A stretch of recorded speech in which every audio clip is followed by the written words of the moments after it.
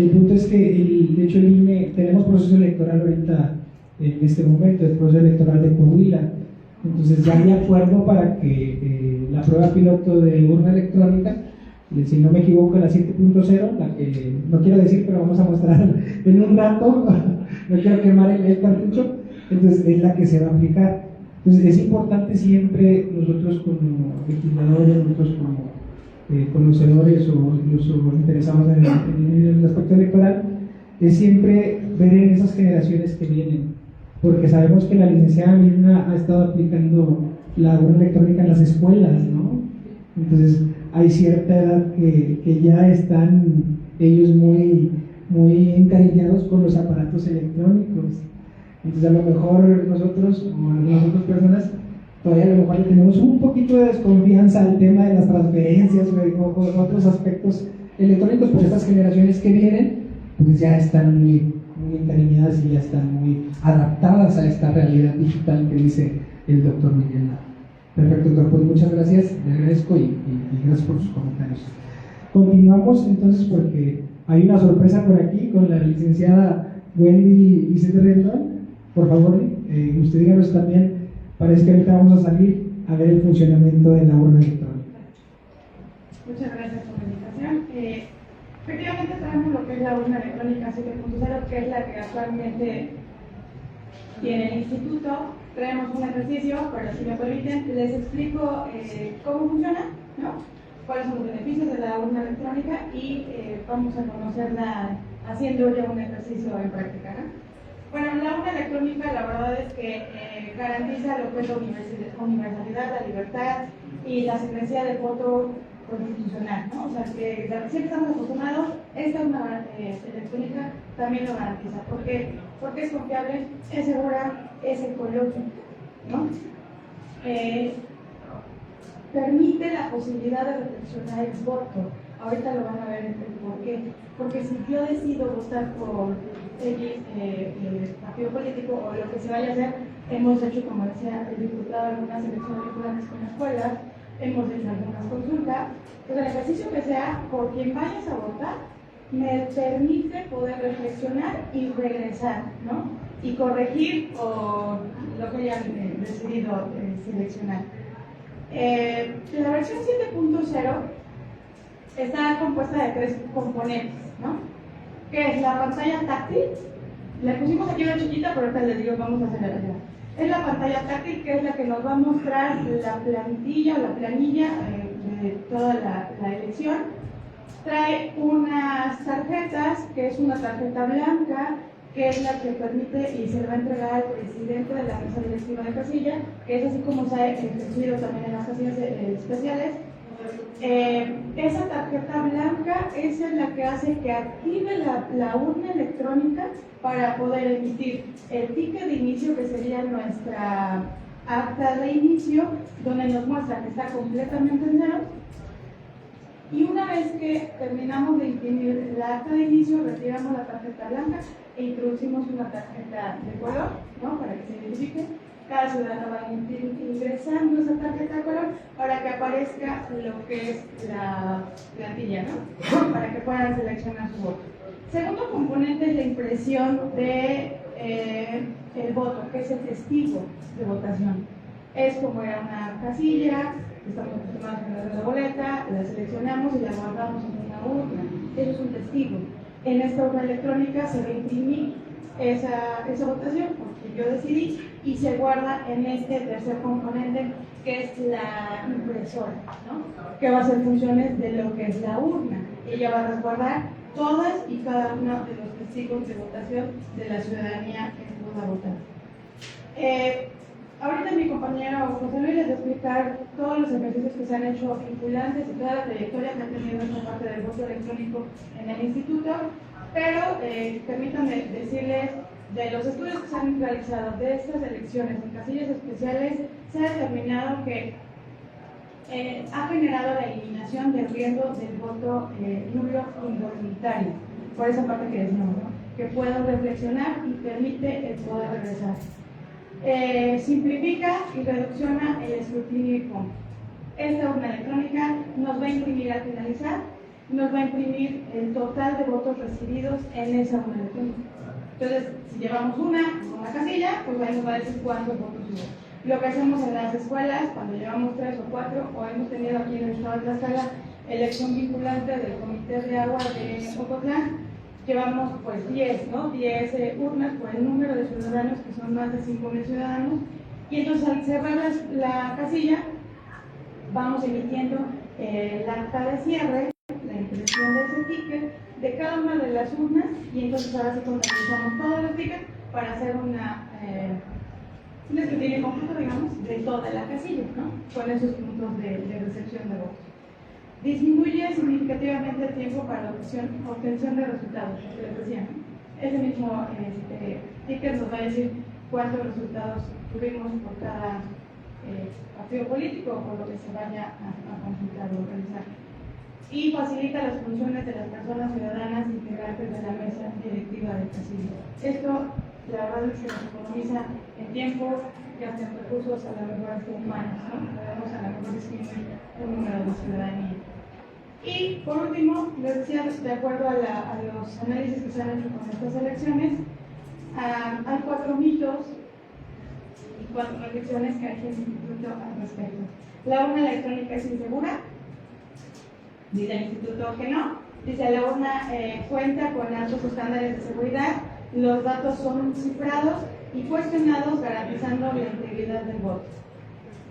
Se puede hackear y alterar los votos de las urnas electrónicas, los votos no viajan por internet, todo se queda en la memoria, digamos, de esa urna electrónica, se cuenta con el respaldo de las boletas, esos votos no se pueden alterar, lo que decía, se va imprimiendo en los testigos. Entonces, al finalizar, nosotros contabilizamos cuánta ciudadanía fue la que acudió a votar y nos tiene que dar el número postal con los testigos de votación para asegurarnos de que efectivamente es el número de ciudadanía que ha votado. Los partidos políticos y la ciudadanía rechazan las urnas electrónicas. En 2020, a 7 de cada 10 electores les generó mucha confianza.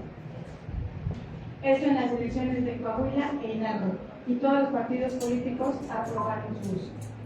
Y por último, la cuarta, no existen beneficios al usar la urna electrónica. La urna electrónica facilita el voto, agiliza el proceso de votación, genera ahorros y es amigable con el medio ambiente y sobre todo con la ciudadanía. La verdad es que lo que platicábamos, anteriormente tenía el instituto unas boletas electrónicas o urnas electrónicas mucho más grandes con botones donde teníamos que poner nosotros lo que era la plantilla. Íbamos a las escuelas y los niños les impactaba, ¿no? O sea, los niños era así como de, explícame cómo funciona.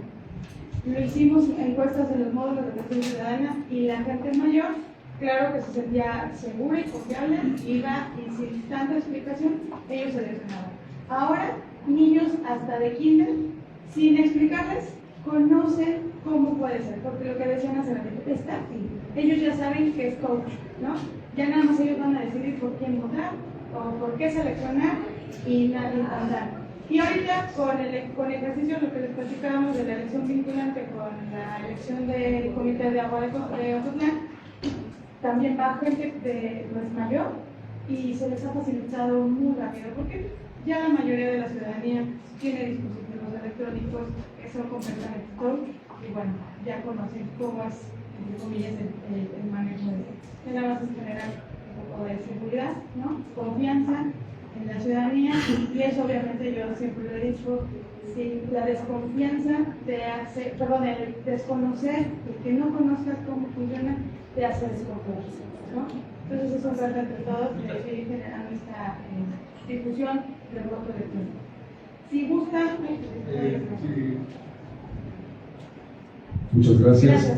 Diputado, nada más un momento, en pleno para ver el tema de la votación, pero aportando a lo que usted justamente decía al final, y lo rescato, yo creo que en esta mesa tal vez podríamos coincidir un poco, lo que hace ilegitima al mismo tiempo a la democracia o los procedimientos democráticos, como el hecho de ir a votar, es también la transparencia de los mismos.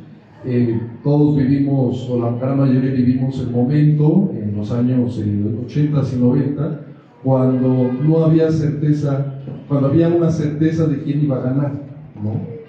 Decía Alonso Lucambio en algún momento, el maestro y ex consejero del Instituto Federal Electoral, que debía de haber certidumbre en el proceso e incertidumbre en el resultado, ¿no? Para que la ciudadanía tuviera la confianza y reconociera los resultados. Algo que comentaba usted es que justamente creo que a toda la ciudadanía nos hace falta esa información, ¿no? Recuerdo muy bien que en el caso de Jalisco, el IEPC de Jalisco en el año 2012-2011 hizo una campaña de uso y funcionamiento de la urna electrónica de Jalisco masiva en todos los municipios en los que se iba a implementar, y al final, en vez de que la participación bajara, se mantuvo en un 65% alrededor, ¿no? Dando prueba de que esto puede funcionar. Adelante, diputado. Una disculpa que tenemos votación en el pleno, ya quedó la votación, pero sí, entonces, licenciada Bueno, yo creo que sería pertinente que nos hiciera la muestra que tanto estamos esperando de la urna electrónica. Pues pediría a la mesa y a los asistentes, vamos aquí a poner, damos un ratito y luego regresamos.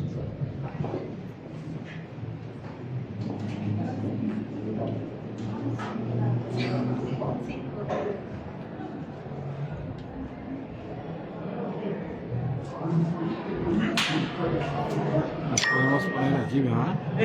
Las pongo aquí para que podamos ver cómo funciona el asunto. Aquí.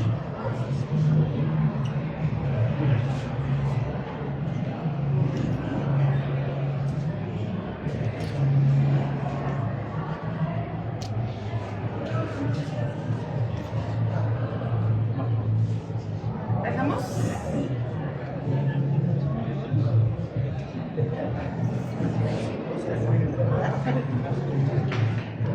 Ok, les platicaba hace ratito, tenemos la tarjeta blanca, que es la que va a tener el presidente de mesa de casilla. Se introduce, bueno, acá tiene unos pernos.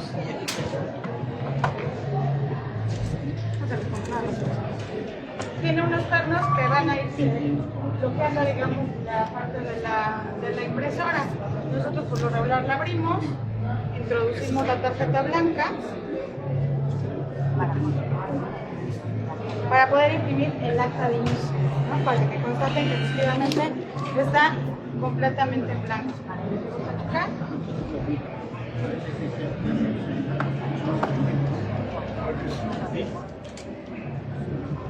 Damos confirmar. Esta tarjeta se le queda obviamente a la presidencia, y cada ciudadanía que vaya a votar tendrá que introducir, solamente deja caer la tarjeta, no tiene mayor ciencia, y aparece lo que es la tarjeta. Si gustan, hacemos este ejercicio de encuesta que trajimos para que lo conozcan todos los participantes.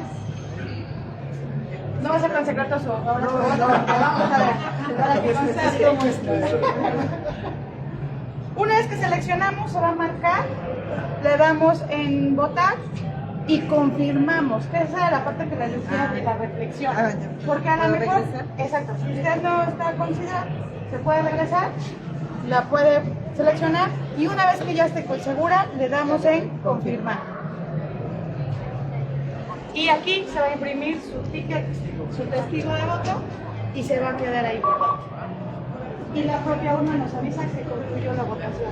En ese momento el ciudadano extrae las tarjetas, nos las entrega, bueno, en una casilla especial, se le entregaría a la mesa directiva de casilla, y sería todo. En el primer aspecto, licenciada, de anular el voto también. Sí, tiene la opción de poder configurar el voto nulo. Ahorita no se lo pusimos para que Hay que fomentarla. para que no anularan. Pero claro, esta boleta electrónica nos permite poner logos, ¿no? Imágenes, ahorita como lo vieron, les permite poner los logos, las imágenes, letras y el voto nulo, ¿no? Ya hay opciones para poder seleccionarlo, nos dice ahí en la propia configuración si queremos que sean solamente X o si queremos que diga literalmente voto nulo en un botoncito muy discreto o en un botón un poco más grande, ¿no? Entonces, cuando vamos a las elecciones vinculantes con las cuales ponemos tan siempre un chip que no lo vean, porque pareciera que no, pero la verdad es que los niños, los adolescentes nos llegan a decir que yo quiero anular el voto porque en mi casa es porque mis papás anularon el voto. ¿no? Sin saber qué significa. Pero yo quiero anular. Entonces, la urna electrónica permite. Si gustan votar, para que hagamos un cierre, ¿no? Y vean cómo... Voy a votar a ver, en la encuesta, pero no vean. ¿Listo? Votar, ¿verdad? Votar y confirmar, o si quieren regresar para que O sea, conozcan. si me llegas a equivocar a lo mejor por un logo, entonces me regreso, ¿Se puede ¿verdad? regresar? Ajá. Y ahí me regreso y ya le pongo otra vez no. Y pues, exacto. Le aparece nuevamente en Ya blanco. voto las y veces ya. que sean necesarias, licenciado, o sea, ¿puedo regresar? ¿Se gusta Ya lo regresar? ahora sí. Sí, podemos esperar toda Hasta la que esté tarde. usted decidido. Ya, ahora sí, ya decidí. Lo confirmar. Confirmar. Y eso sería todo. Revisa el testigo. Se imprime el testigo y aquí se queda guardado. Se queda guardado el testigo. Sí, ¿por qué? Porque esto hace la función de la urna electrónica. Se guardan todos los votos, ¿no? Pero digamos que mi documento sería este, el de que voté. No, esta es mi acta de inicio de la mesa directiva de casilla, Sí. donde muestra que está completamente cerrado, que no tiene votos ok, recibidos, ok, ¿no? perfecto. Y eso les explicaba, hace función de la urna electrónica. Cuando vamos a votar, nos dan la boleta, seleccionamos, votamos pues, la doblamos y la guardamos en una urna, ¿no? Es esto, ¿no? Lo van a catalogar, ya se imprime y aquí se guarda. ¿Para qué? Para que al finalizar contabilizamos con lista nominal cuántos votaron y por encima Sí, recordar que en el voto electrónico ya no se cuentan los votos. Entonces lo que se hace es que se permanezcan estos comprobantes de votación, no son boletas, son comprobantes de votación, para que en caso de una compulsa o una auditoría que se haga por el sistema, como a los resultados que reflejan la urna, se pueda hacer ya la compulsa física y que se constate que si hubo 10 personas que votaron, 10 votos se tengan.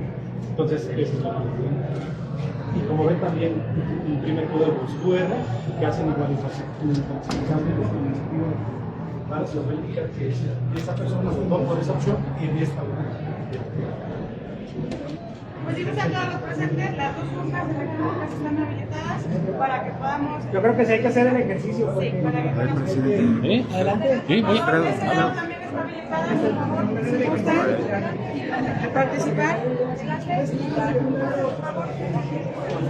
Sería todo. Si gusta tomar una tarjeta, la introducimos aquí. Listo.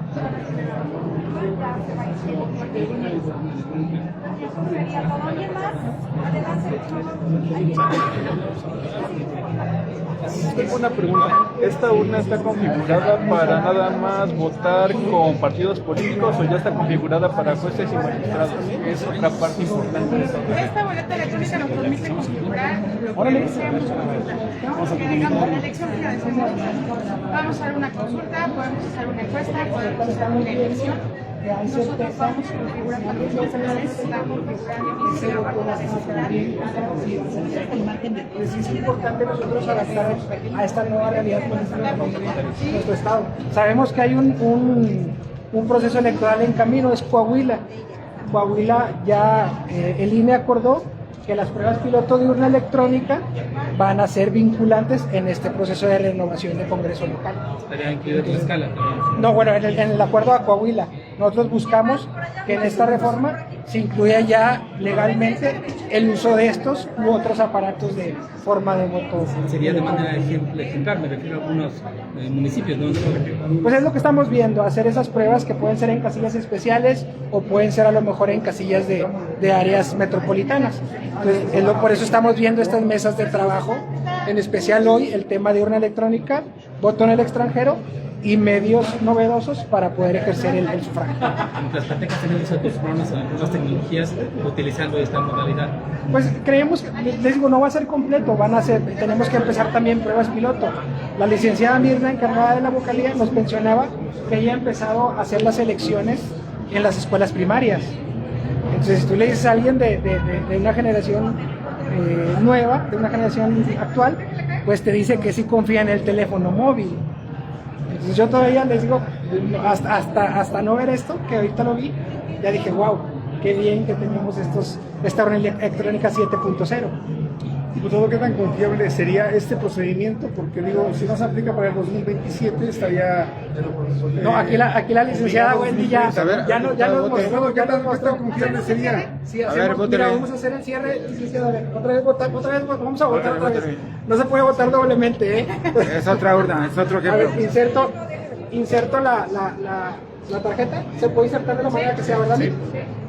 La inserto, dice, bueno, es algo simbólico, vamos a ponerle sí, vamos a votar, pero resulta que a lo mejor me equivoqué de voto. Entonces nos mencionaba la licenciada Wendy que las veces que sean necesarias podemos regresar. Ahora voy a poner no, voto, confirmo y reviso mi voto. Ahí vieron que dice que no. Entonces es la certeza que te da esta urna electrónica. Y la otra, si gusta sacar la tarjeta. Saco la tarjeta. Porque hay veces que nos dicen, ajá, ¿y cómo se? A lo mejor puedo votar 2 veces, ¿no? Introduzca nuevamente la tarjeta que ya votó. Ya no le va a permitir votar. Pero esa No es tarjeta, posible utilizar esta tarjeta. pero esa tarjeta la dan ustedes o es el presidente. El presidente tendrá que entregarle esa tarjeta a la ciudadanía para que la ciudadanía se la introduzca. O sea, en lugar de boleta física dan una tarjeta. Ah, okay. Se respeta el principio de una persona, un voto. Un voto. Sí. Okay. Ahora ese tema de votar 1, 2, 3 veces hace transparente este proceso porque digo... Es que no va a votar no 3 se puede veces. votar. Por eso le decía a la diputada, o sea, si quiere introduzcala, ya no le permite. O sea, el padrón son 10 personas. Entonces tiene 10 tarjetas el presidente de casilla. Dependiendo del número de Por ciudadanos. eso. Pueden tener a lo mejor unas Sí, 20 más. tarjetas, pero se van rotando. Se van a ir rotando las tarjetas. Él llega, ya votó con esta, me la entrega, el funcionario la tiene que literalmente resguardando para la persona que siga entrega otra tarjeta. Si gustan votar, ¿alguien más? Para que vean cómo se desbloquean las tarjetas. Pero o sea, es que eso crea confusión porque No, ¿cuántas quiero veces? explicarle. Ah, Ya le di otra tarjeta, vote por favor. No nada más van a ser 10, Por a se eso pueden voy. ir rotando, lo que le decía ahorita. Se van rotando. Ahora confirma tu voto. Bueno, ya está seguro que es el sí. Entonces confirma tu voto. Revisa el testigo de voto impreso. Ahora intenta votar nuevamente. O sea, regresa, intenta votar nuevamente. Mira. ¿Qué te dice ahí? Una tarjeta, un voto. Aquí lo que haría el presidente de mesa directiva es eso: si tienes derecho a votar, te entrego una tarjeta, con la garantía que solamente vas a poder votar una vez. Acabas de votar, nos entregas la tarjeta, viene otra ciudadana o ciudadano y le entrega otra tarjeta para que pueda votar. Entonces el control se hace como en la mesa directiva que hacía con una boleta. Te da tu boleta, no te da 2 boletas, te da tu boleta de elección y con eso emites tu voto. obviamente llegas otra vez, quieres votar y te dicen tú ya votaste, ya Porque para atrás. marcamos el pulgar, Exacto, ¿no? exacto. El pulgar, Pero esta marcamos la tarjeta que ya credencial. utilizó el diputado, como ya pasó otra tarjeta en esta... Ya puedes. Ya está habilitado otra vez. Ah, ok.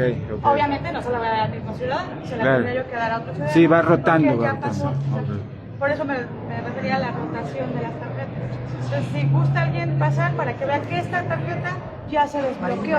¿Una mujer, alguna dama? ¿Cuánto tiempo tarda en desbloquearse? ¿O es a través de un sistema? En automático la misma Cambiamos la computadora, la misma tableta detecta que ya es otra tarjeta. ¿Por quién votaste?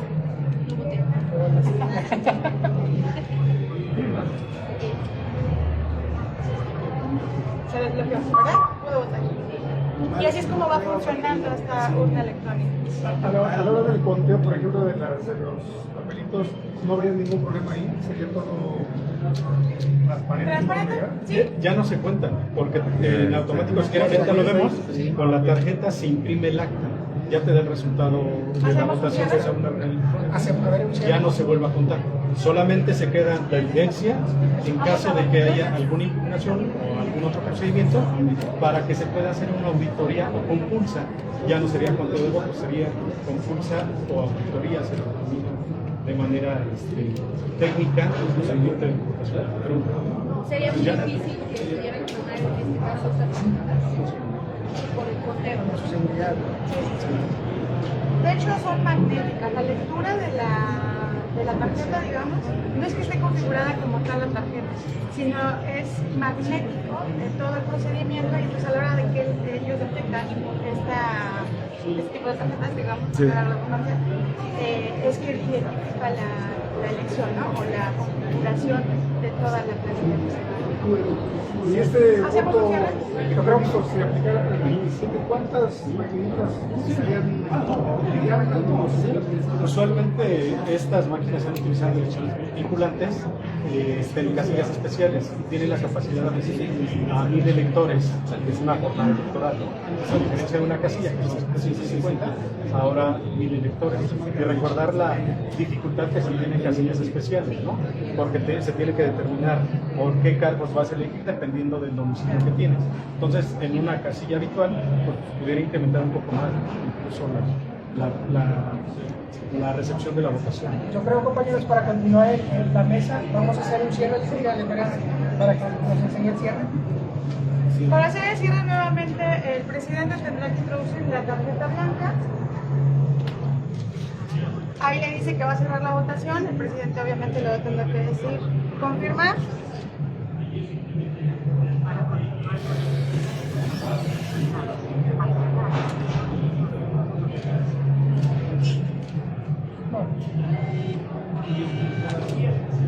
Y como saben, las actas de cierre se le da una copia y de inicio se le da un tanto a cada una de las representaciones, ¿no? Entonces la urna electrónica también nos permite imprimir el tanto de tickets que queramos, ¿no? En este caso me dio ya el acta de cierre, si gustan revisar. Acá está el acta de inicio, donde estaba en cero. El acta de cierre. El cierre, y el acta de inicio, donde estaba el cierre. Y aquí nos dice que la votación en esta urna fue de 27 ciudadanos, 8 por un sí y 19 por un no. ¿Sale? Y si yo deseo imprimir, o sea, para los representantes. ¿puedo imprimir para allá, por favor? Para que vayan viendo el lado del ticket, para que vean que es el mismo. ¿Creo?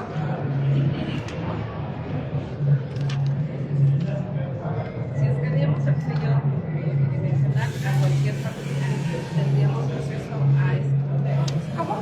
Si escaneamos el QR. El código QR solamente los va a dirigir o nos dirige a la página de configuración del INE, donde se configura esa urna. ¿Para qué? Para que ellos concentren todo los resultados, digamos.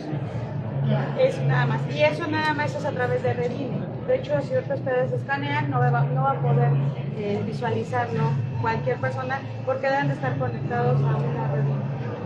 ¿Y cuál va a ser su proveedor? ¿La puedo apagar? Como su proveedor en cuanto a... Es prototipo de DINE, es diseño del instituto. Pero bueno, pues yo creo que vamos a continuar ya con la mesa, porque faltan todavía. Sí. Nada, vamos uno. Sí. Gracias. Pero espera la sorpresa que tiene. Sí, por favor. Al inicio de la presentación. ¿Cómo viste? Pues muy bien, ¿no? Es que Ya teníamos que mostrar el tema, ¿sí o Exacto, no, Lili? sí. Sí, Tenemos que mostrar conozcan. este tema. Así que- Gracias.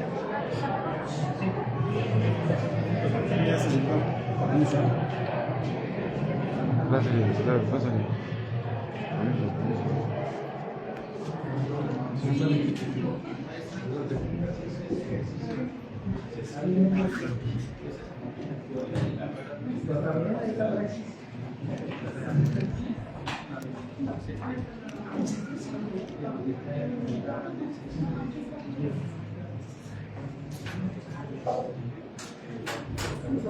Sí, continuando con el trabajo de estas mesas, pues siempre es enriquecedor, como diría aquí el doctor Miguel, es la teoría y la práctica, ¿no? De cómo usar la urna electrónica. Igual agradecerle que haya traído la urna electrónica original, porque esta es la que se usaría en los procesos, es la que se va a utilizar en Coahuila, esta urna electrónica. Entonces, continuando con el orden del día,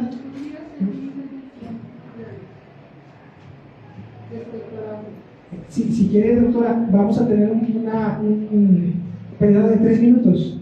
Sí, Ya nada más agotamos los ponentes. Nada más es respecto a las habilidades que tiene esta UNA 7.0 con la gente que tiene discapacidad. Claro. Se adicionan audífonos y se adiciona una transmisión braille en caso de... Era todo lo que quería decir. Sí, muchas gracias, doctora. Ya, si podemos también enriquecer tu comentario, puede ser que una vez terminando ya los ponentes. Entonces, continuando con el orden, pido al licenciado José Luis Hernández, por favor, adelante. Gracias, buenas tardes ya a todos, gracias por la invitación, por la oportunidad para presentar nuestro tipo de urna electrónica. Y básicamente la intención es comentarles el bagaje histórico que ha tenido ya la urna electrónica en el IFE-INE y además comentarles algunos trabajos que ha venido realizando la institución derivado del acuerdo del 2023, en el sentido de que hay que transitar, ya hacer todos los estudios pertinentes para poder implementar el voto electrónico en las elecciones, en este caso federales. En el proceso electoral 2008-2009, perdón, en el año 2009, a través del acuerdo 678, el Consejo General del entonces Instituto Federal Electoral creó por primera vez una comisión temporal para investigar y estudiar y determinar la viabilidad o no de instrumentos electrónicos. En este caso, en julio de 2009 presentó su conclusión y dijeron en ese entonces las y los consejeros que integraron la comisión que era viable la utilización de voto electrónico, pero solamente se necesitaba cubrir bajo dos premisas. Uno, que se modificara el código, en ese tiempo el Código Federal de Instituciones y Procedimientos Electorales, y además que se dotara la suficiencia presupuestal al instituto para poder implementar. Un siguiente acuerdo del Consejo Federal, el 384 de 2012, por primera vez implementó una prueba para el uso de boleta electrónica en los 300 distritos del país. A cada distrito electoral le otorgaron 40 urnas electrónicas para que se colocaran 4 dispositivos, en este caso 4 urnas electrónicas en 2 secciones electorales en los 300 distritos del país. Este prototipo fue un diseño que elaboró el Instituto con el Centro de Investigaciones y Estudios Avanzados, el CINVESTAB, del Instituto Politécnico Nacional. De manera esquemática era una urna, parecía una caja, y en la que a través de botones se imprimía una plantilla que era doble carta y se le colocaba las opciones a la ciudadanía o a los participantes que pudieran apachurrar el botón de su preferencia. ¿Qué desventaja teníamos? Que nos limitábamos a la configuración de esa plantilla y no podíamos elegir quizás tener más ejercicios en esa bota electrónica. Sin embargo, fue un primer ejercicio que implementó el Instituto Nacional Electoral. El siguiente fue a través del Acuerdo 49 del 2015, en la que con ese prototipo del CINVESTAB se implementó una prueba piloto de carácter no vinculante de un instrumento de votación electrónica en los distritos 3 de Aguascalientes, 2 de Chihuahua y 4 de Hidalgo. Este prototipo del CINVESTAB, en la que se instalaron 1.243 equipos en esos 3 distritos electorales y participaron más de 56.000 ciudadanas y ciudadanos. ¿Qué resultados arrojó eso? Que el 53% consideraba fiable votar a través de medios electrónicos, el 37% que votar con esos consideraba pertinente votar con ese prototipo de votación. El siguiente proceso electoral donde se implementó la urna electrónica fue en el proceso electoral local 2019-2020, a través del acuerdo 526 del Consejo General. Se determinó que se hiciera un ejercicio con urnas electrónicas en Coahuila e Hidalgo, en el caso de Coahuila para diputaciones locales, y en Hidalgo en ayuntamientos. ¿Qué prototipos se utilizaron? Hay que comentar también que el Instituto Electoral del Estado de Coahuila tiene un prototipo, una urna electrónica exclusiva de ellos, que a lo largo de ya muchos años, más de 2 décadas, se ha venido utilizando, y el prototipo de Jalisco, el Instituto Electoral de Participación Ciudadana de Jalisco, que es una urna electrónica que el Instituto ha utilizado para poder realizar estos ejercicios de urna electrónica. En ese ejercicio participaron más de 27.000 ciudadanas y ciudadanos, instalaron más de 94 urnas electrónicas en estas entidades, Coahuila e Hidalgo, y los resultados de ese ejercicio fue que el 91% de la ciudadanía encuestada le resultó fácil usar esos prototipos de urna electrónica, más del 94% le tuvo poca o mucha confianza a esos instrumentos de votación, y más del 85% le gustaría volver a utilizar las urnas electrónicas en las próximas elecciones. El siguiente ejercicio fue en el 21, a través del Acuerdo 96 del 2021 del Consejo General, en donde se utilizó otra vez en Coahuila para diputaciones federales y ayuntamientos, y en el caso de Jalisco para diputaciones federales y locales. Ahí se instalaron 100 prototipos, 50 y 50 en cada entidad, donde participaron más de 29.000 ciudadanas y ciudadanos. Se utilizó la urna electrónica desarrollada por el Instituto Electoral de Coahuila y también la de Jalisco. El siguiente ejercicio fue en el año 2022, que se aprobó a través del Acuerdo 28 del Consejo General, para las elecciones de gobernatura en Aguascalientes y en Tamaulipas, donde también se instalaron 50 urnas electrónicas en casillas especiales y donde participó más de 51.000 ciudadanas y ciudadanas. El siguiente ejercicio, que fue la pauta del Instituto Nacional Electoral, fue la elección del 2023, donde se renovaron gobernaturas en el Estado de Coahuila y en el Estado de México. La intención era que en las dos entidades se hiciera la prueba piloto con efectos ya vinculantes del ejercicio. En Coahuila no se pudo desarrollar por cuestiones logísticas y presupuestales del OPE. Sin embargo, en el Estado de México sí. Por primera vez se instalan más de 164 casillas electorales con urna electrónica, de las cuales 100 fueron este prototipo, en la versión 7.0 del INE, y 64 del Instituto de Participación Ciudadana de Jalisco. En este caso se instalaron para atender casillas especiales y que sus efectos fueran vinculantes, es decir, que el resultado que reflejara la urna electrónica ya se le iba a considerar en la sumatoria de los resultados de los cómputos distritales, en este caso en el Estado de México.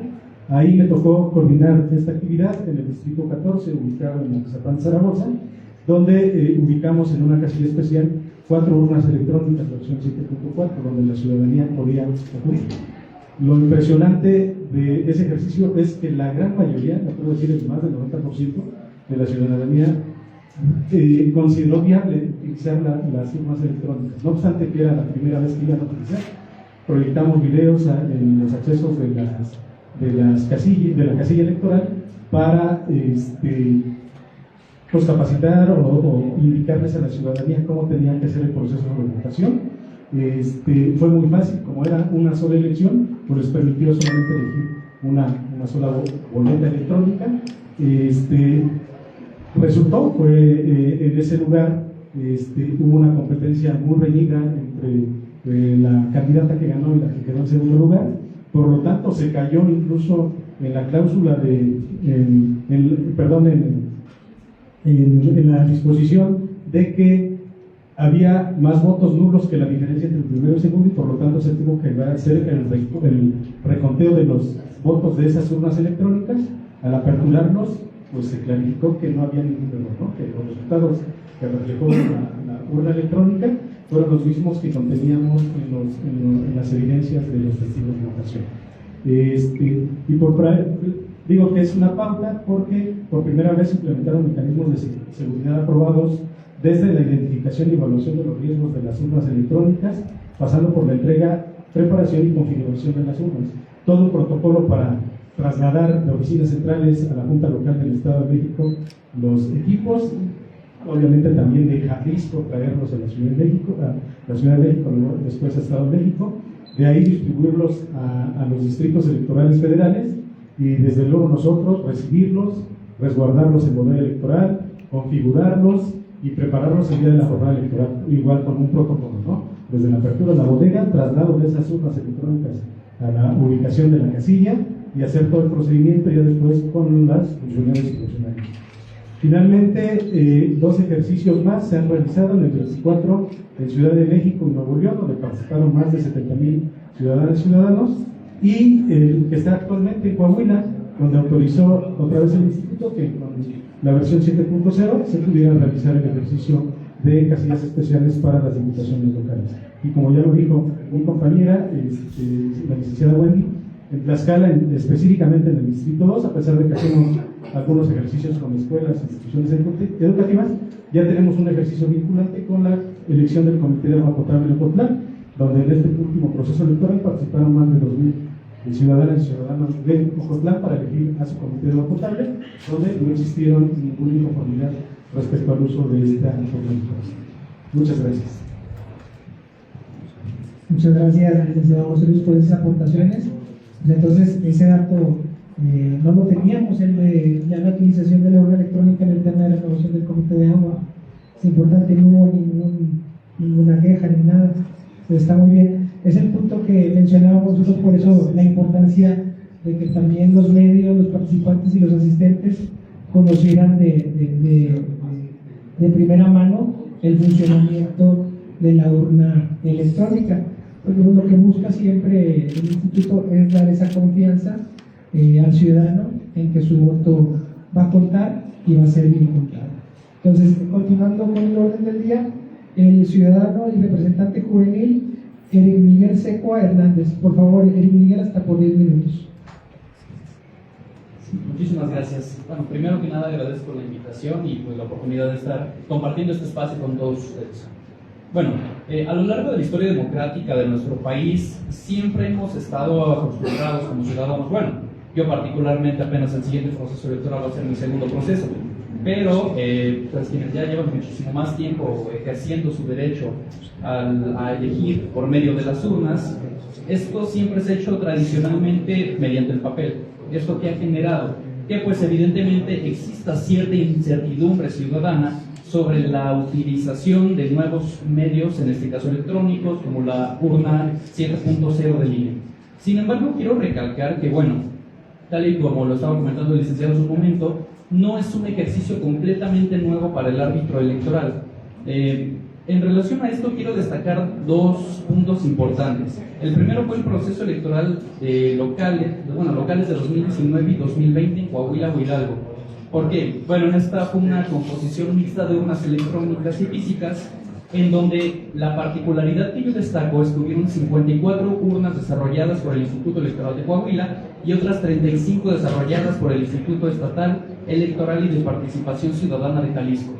Esto es importante, porque marca un precedente, y esto es que los organismos públicos locales electorales también tienen esa capacidad para poder generar sus propios mecanismos de participación electrónica.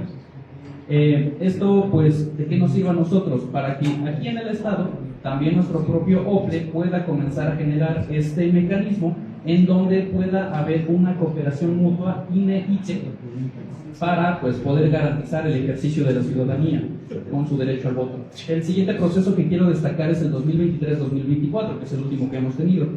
Porque en este fue un inventario total de 305 urnas que se instalaron, 44 casillas especiales en la Ciudad de México, representando el 100% de la cobertura de las casillas especiales en esa entidad, y 27 casillas especiales distribuidas estratégicamente en los municipios de alta densidad demográfica de Nuevo León, por ejemplo Monterrey, Apodaca, San Pedro Garza García, San Nicolás de los Garza y General Escobedo.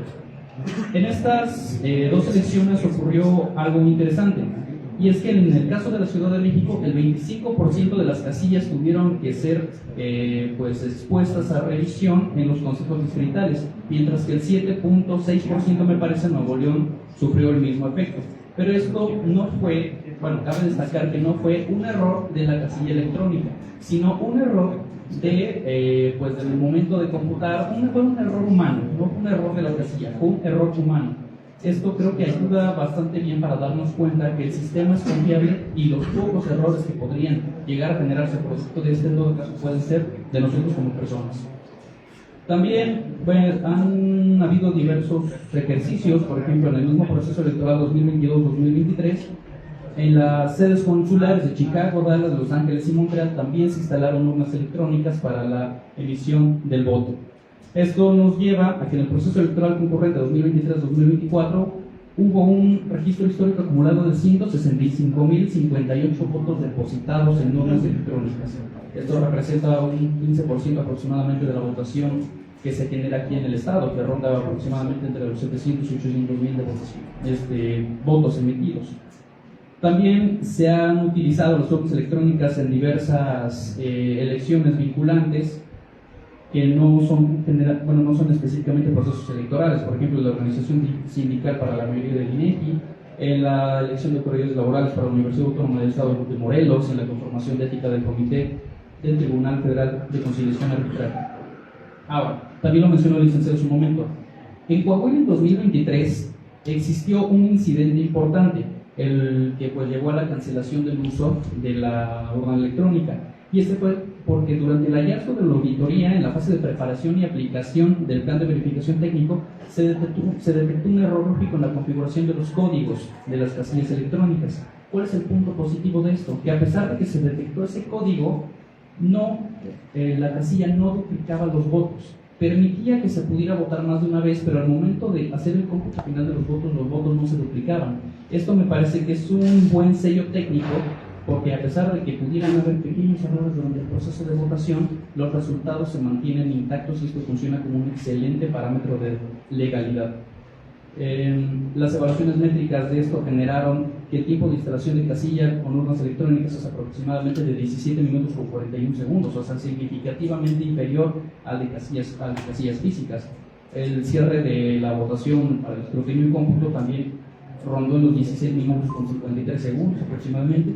Y esto es lo más importante, el tiempo de interacción electrónico, o sea, de la votación por parte de la ciudadanía, la emisión del sufragio rondó aproximadamente en el minuto con 4 segundos, o sea, solo un minuto para que la ciudadanía pudiera emitir la totalidad de sus votos. Esto es un salto de eficiencia gigantesco en comparación al sistema de votación actual. La percepción ciudadana, pues el 89% de la ciudadanía consideró que aprueba este tipo de implementación de usos electrónicos para emitir su votación. Esto yo creo que es un importante parámetro que tenemos que tomar en cuenta para el momento en el que nosotros como ciudadanos y quienes también representan a las autoridades electorales pueden decidir qué se puede aplicar y qué no se puede aplicar.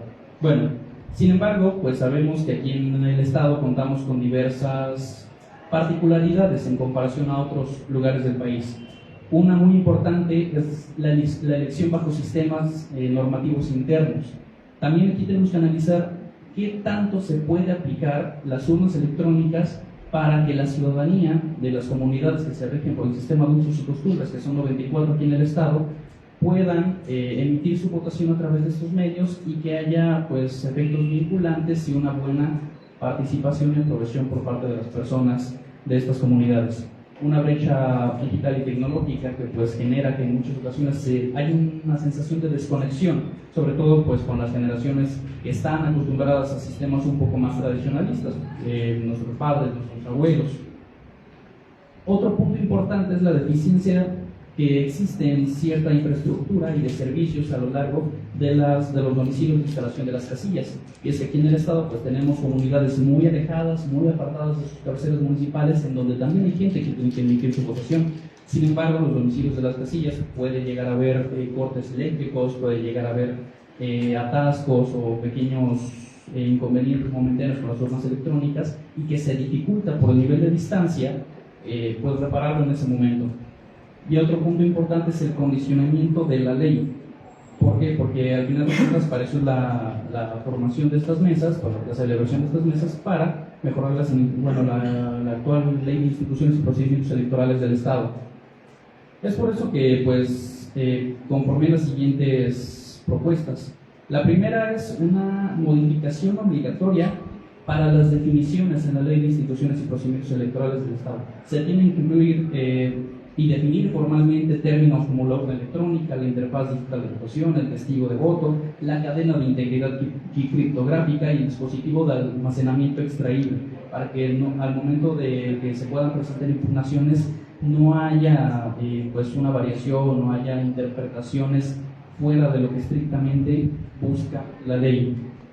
Esto pues tiene que dotar de un rango legal a todos estos conceptos en el glosario para que, como lo mencioné, cualquier impugnación posterior que nazca de esta no puedan hacer una indefinición jurídica de la propia ley. Otro punto importante es que en el artículo 197 de la Ley de Instituciones y Procedimientos Electorales ya se presupone que el llenado debe ser manuscrito e impreso de las actas de la jornada.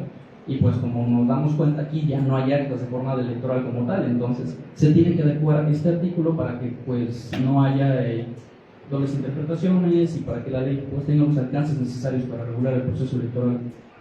Otro punto muy importante que voy a saltar por cuestiones de tiempo es también algunas reformas necesarias a la Ley de Medios de Impugnación del Estado, sobre todo en el artículo 31, porque actualmente el artículo únicamente otorga un pleno valor probatorio a las actas oficiales de papel firmadas en las mesas directivas de casilla. Y como ya lo mencioné, aquí no hay actas firmadas, sino pues la documentación que emite la propia casilla. Entonces se debe reformar para ampliar el catálogo de pruebas científicas y tecnológicas, que es, a mi consideración, en el supuesto que se podría actualizar la documentación generada por las casillas electrónicas. Igual en el artículo 98 de la Ley de Medios de Impugnación del Estado, este está diseñado completamente para el mundo analógico, para lo tradicional. Entonces se tiene que, al momento de introducir una orden electrónica sin modificar las causas de nulidad, esto va a generar un estado de indefensión jurídica gigantesco para algunos de los actores políticos.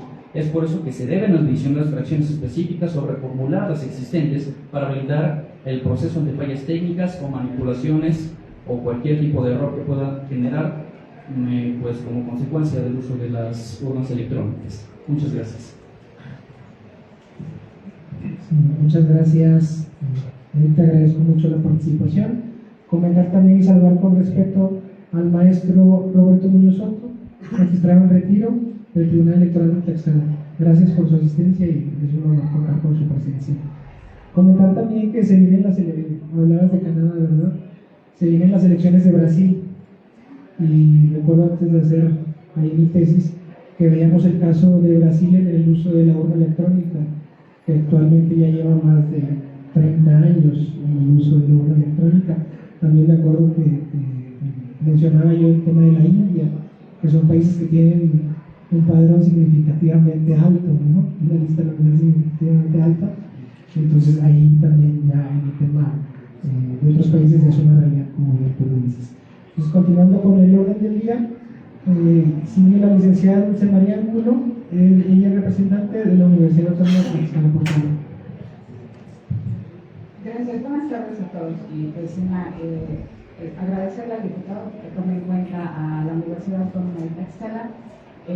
Obviamente esta situación del voto electrónico es muy importante para el Estado. Es una reforma que no se ha considerado.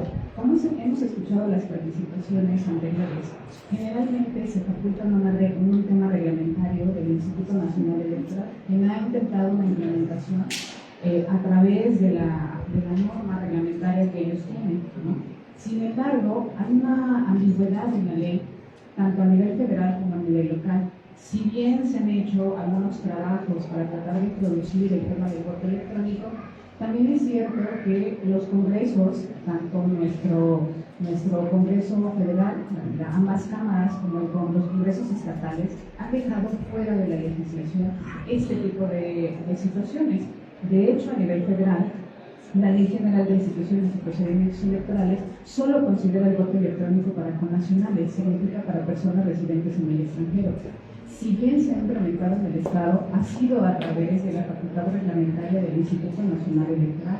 Ellos han hecho un trabajo junto, obviamente, con los tribunales electorales a fin de que se pueda implementar con mayor eficiencia y certeza.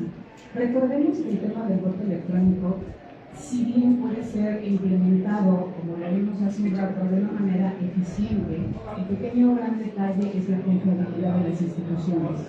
¿Qué tanta credibilidad tienen las instituciones electorales, como son el Instituto Nacional Electoral, los organismos públicos electorales locales, los tribunales electorales, ¿no? Que en la merma que se ha situado a un tema de credibilidad de ellos, no solamente es la participación ciudadana, ¿qué tanto la ciudadanía cree que realmente los órganos electorales están preparados para dar la certeza y la confiabilidad en las elecciones? Entonces, lo primero que se tiene que hacer es trabajar con la ciudadanía, sí, de la mano de una reforma electoral real, que permita dar certeza al procedimiento. Es un articulado bastante amplio. ¿Por qué? Porque la urna electrónica se va a utilizar el día de la jornada electoral. Pero previo a ello tenemos que hacer un trabajo de concientización con la ciudadanía, porque la ciudadanía al final es quien le da la credibilidad a las instituciones electorales. Hablando en un global de instituciones electorales, a los organismos administrativos y a los organismos jurisdiccionales. Entonces, primero se tiene que trabajar con la ciudadanía para crear esa confiabilidad y después la implementación del tema del voto electrónico. Si bien me escucho que ha sido implementado en el Estado a través de una elección que fue bastante discutida incluso en medios, que tiene que ver con la Comisión de Agua Potable de una comunidad, de la comunidad más grande del Estado, que tiene un número de votantes. De hecho, la votación incluso creo que pudo haber sido mayor a lo que se hace en un proceso electoral normal. Sin embargo, nosotros tenemos 299 comunidades por voto que se da por voto directo a la ciudadanía. Si nosotros tratamos de implementar de repente en las comunidades un voto electrónico, la gente en una elección que no es intermedia como la que vamos a vivir en el siguiente año, 2027, estamos hablando de un proceso electoral para el Estado que tiene gran relevancia, porque hablamos del tema de voto. Entonces, sí se puede tomar en cuenta el tema del voto electrónico como una base para tratar de implementar. Ahora, no solamente es concientizar, es darle las herramientas al órgano electoral que hoy tiene una vinculación o ha tenido una vinculación a través de la reforma 2014. ¿Por qué? Porque el INE va de la mano trabajando con los organismos públicos electorales. Hoy, lo que hablamos de documentación electoral está basado en un lineamiento nacional. O sea, las urnas, los papeles, las actas, son reglamentación del INE. Entonces, ellos se basan en acuerdos nacionales. Nosotros tenemos que crear una ley secundaria tomando en cuenta la Constitución, dándole la facultad al organismo electoral, pero también dándole las herramientas necesarias. ¿Cuánto cuesta una urna electrónica? En 2013, cuando la sospecha fue consejera electoral del extinto Instituto Electoral, nosotros hicimos una cotización y se le planteó al Congreso del Estado para el efecto de tratar de implementar la urna electrónica. Sin embargo, el costo era muy alto para el efecto de poder regular. El presupuesto del instituto no alcanzaba para la implementación de la urna electrónica. Ahora, si de repente se dice que los organismos electorales gastan mucho dinero, ¿cuánto realmente cuesta una boleta electoral para que un ciudadano vote? ¿Cuánto realmente está? Si bien tiene un mejor sistema de credibilidad, porque si verificamos que, por ejemplo, no hay una manipulación, sí se tiene que dar, son 6 elecciones. Si no hay una reforma al tema de la elección al Poder Judicial, estaríamos hablando de más elecciones. O sea, más elecciones se llevarán a 2026, que tendrían que ser implementados en la urna electrónica. El papel en economía tendría que ser un número que pudiera ayudar, pero sin embargo, esta reforma no solamente debe considerar situaciones para su implementación, quizás como un tema piloto, que yo creo que no, si se establece la legislación, debe ser algo que pueda lograr el órgano electoral y que deben estar obviamente vinculados los organismos jurisdiccionales a través de la legislación que se establece para saber realmente la certeza que puede darse a esa elección, ¿no? Entonces, si un presupuesto que se considera para el instituto y de repente dicen vamos a utilizar para documentación electoral, no sé, 20 millones de pesos, la ciudadanía en ese momento comienza a cuestionar al órgano electoral. Desde ahí comienza la credibilidad que se le da o no al órgano electoral en la implementación. Creo que la realidad es que la tecnología está llegando hacia el Estado. Sí, es cierto que la gran mayoría tenemos un sistema móvil. Sin embargo, por ejemplo, en lo que se ha hecho en las candidaturas independientes, que se necesita a través de una plataforma recabar firmas, ocasionalmente el sistema no funciona en determinadas áreas. Hay áreas donde, aunque hay internet, no se puede realizar, ¿no? Entonces, si vamos a una modernización, ojalá el Congreso tome alguna decisión referente, pero sea de una manera integral, porque tendrá que ser una reforma desde la Constitución y leyes secundarias. Pero insisto, primero hay que trabajar en la credibilidad que tienen estas instituciones, porque instituciones, partidos políticos, candidatos, todos ellos en conjunto tienen que conocer cómo es la herramienta, porque el porcentaje mínimo de intervenciones, por ejemplo, en gubernaturas, es menos del 1%, siempre van a cuestionar a la autoridad electoral. Entonces tenemos que reforzar toda la estructura normativa y lo que no se le va a quedar en manos a la autoridad electoral, ¿no?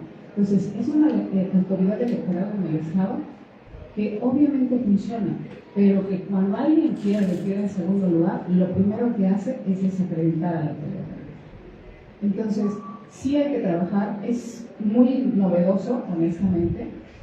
Obviamente el cambio que ha hecho el Instituto desde urnas de mayor peso, con teclados, hoy un tema digital, solamente una documentación, tiene que ser considerado en la legislación.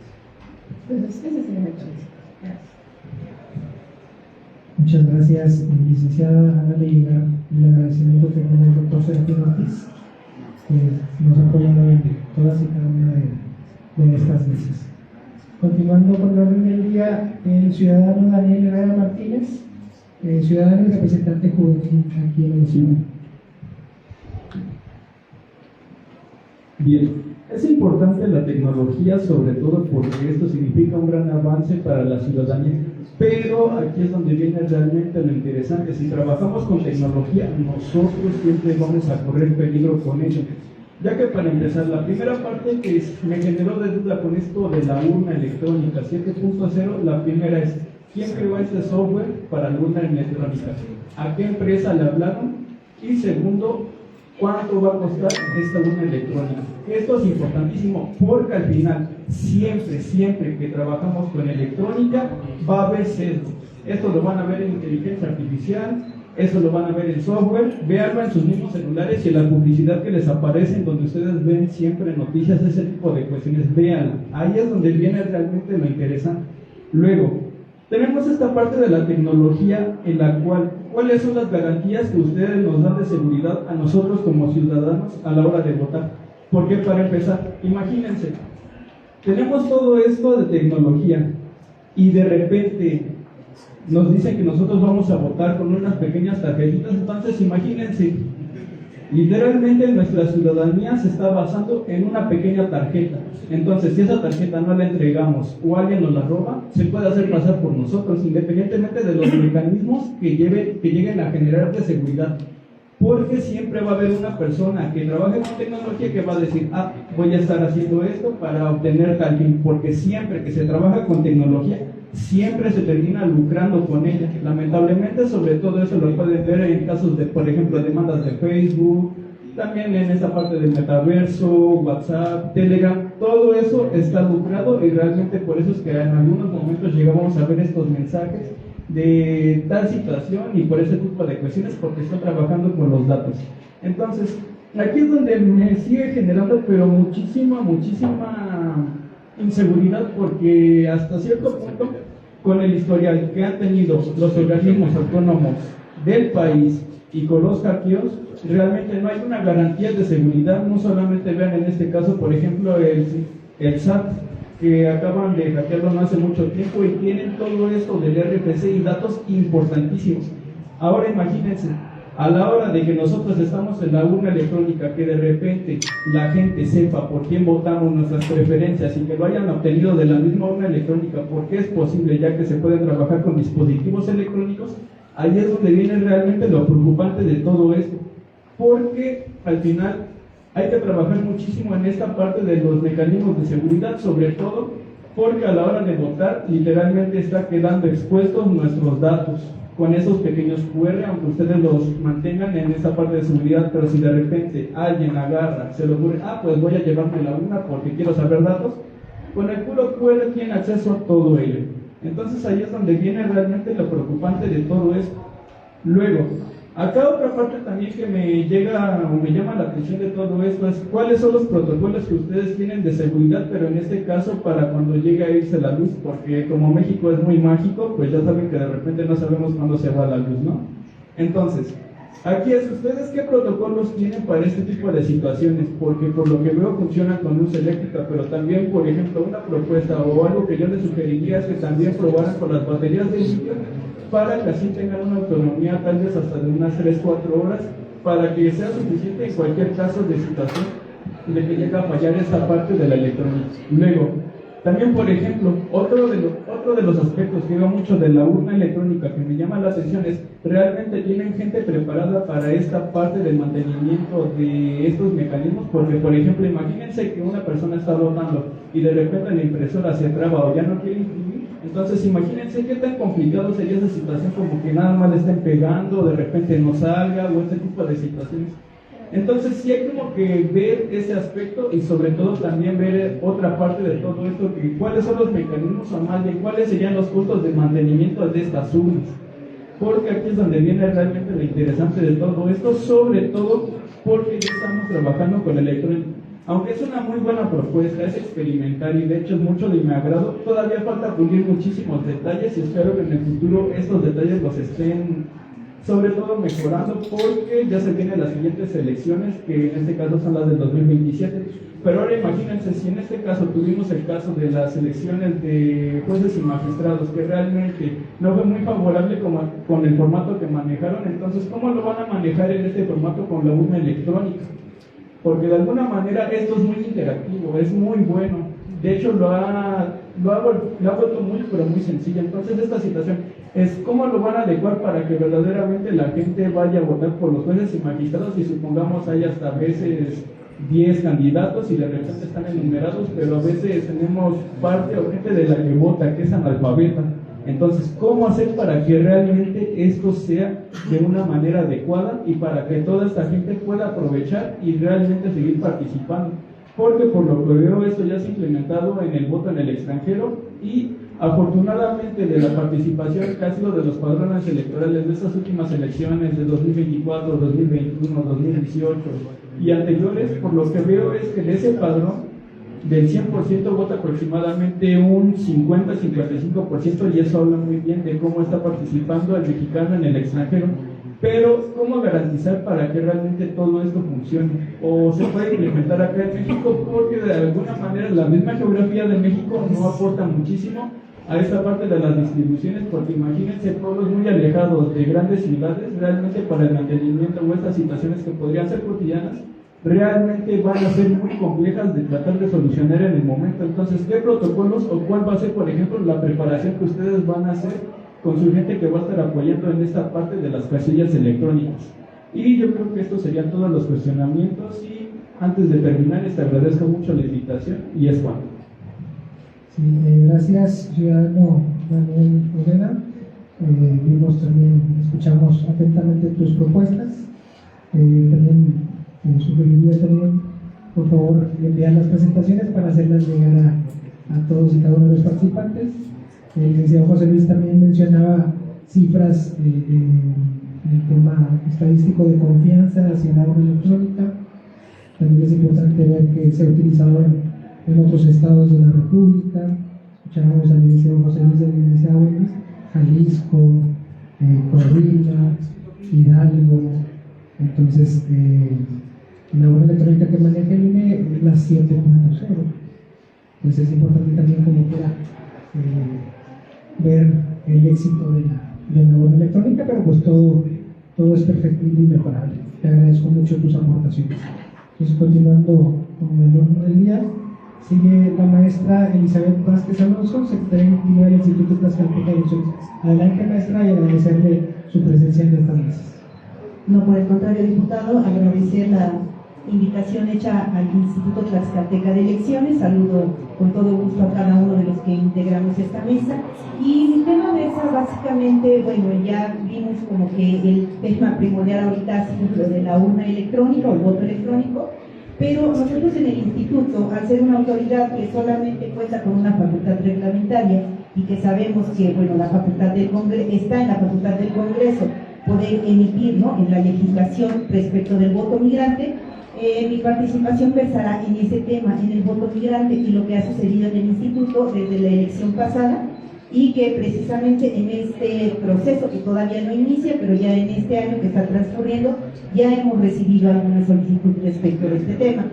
En fecha 15 de agosto del año 2023 se recibió un escrito signado por Abelino Mesa Rodríguez, quien en ese momento se ostentaba en su carácter de secretario general de Fuerza Migrante, el cual solicitó la implementación de una acción afirmativa respecto de la solicitud de adopción de acción afirmativa a favor de un grupo vulnerable que es el migrante.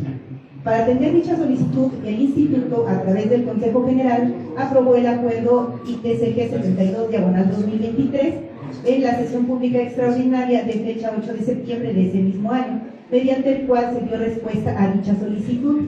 Dentro de dicho acuerdo, en su considerando cuarto, apartado B, se menciona lo siguiente, y cito textual: corresponde a que este instituto implemente acciones que se encuentren dentro de sus facultades para reconocer dentro de la normativa del Estado la figura de diputación migrante. Por lo antes expuesto y fundado, dese vista al Congreso del Estado del presente acuerdo, así como del folio 1825-2023, entre comillas, escrito de solicitud, para los efectos que conforme a sus atribuciones a que haya lugar. Cierro cita. Derivado de este acuerdo, el día 19 de septiembre, mediante el folio 2174, se recibió un medio de impugnación en contra, obviamente, de este acuerdo. El 20 de diciembre del año 2023 se recibió sentencia por parte del Tribunal Electoral del Estado de Tlaxcala, en el que se abrió un expediente número TES-JDC 049/2023, en donde el tribunal nos solicita lo siguiente: dar contestación congruente dentro de un lapso razonable de 30 días naturales, y deberá realizarse un nuevo y exhaustivo estudio a todos aquellos datos que aporten información suficiente en torno a la acción afirmativa migrante. En fecha 19 de enero del año 2024, entonces ya en una sesión especial, el Consejo General del Instituto aprobó el Acuerdo 10, ya del año 2024, mediante el cual se da cumplimiento, obviamente, a la sentencia emitida por el Tribunal Electoral dentro del expediente ya mencionado, que es el 49 de 2023, en el que entonces ya se aprueba una acción afirmativa a favor de la ciudadanía tlaxcalteca residente en el extranjero. En ella se buscó garantizar la presencia de diputaciones migrantes a través de la asignación de representación proporcional, únicamente a través de esa asignación de representación proporcional, y únicamente, igual, importante decir, que solamente fue para la diputación. Esto con el objeto y fin de materializar la igualdad sustantiva de las personas residentes en el extranjero en el ejercicio de sus derechos político-electorales, particularmente garantizar el derecho de tener la representación en la Cámara de Diputados, y con ello se buscó compensar ese trato diferenciado del que había sido objeto hasta ese momento ese grupo vulnerable. La acción afirmativa que se instrumentó mediante dicho acuerdo, que ya se menciona en el párrafo anterior, constituyó un piso mínimo, dejando a los partidos políticos en libertad que, conforme a su propia autoorganización, postularan a personas de otros grupos en situación de vulnerabilidad a candidaturas a cargo de elección popular, en específico a diputaciones locales, como ya lo mencioné anteriormente, a fin de favorecer la progresividad y optimización del ejercicio del derecho a ser votado de dichas personas.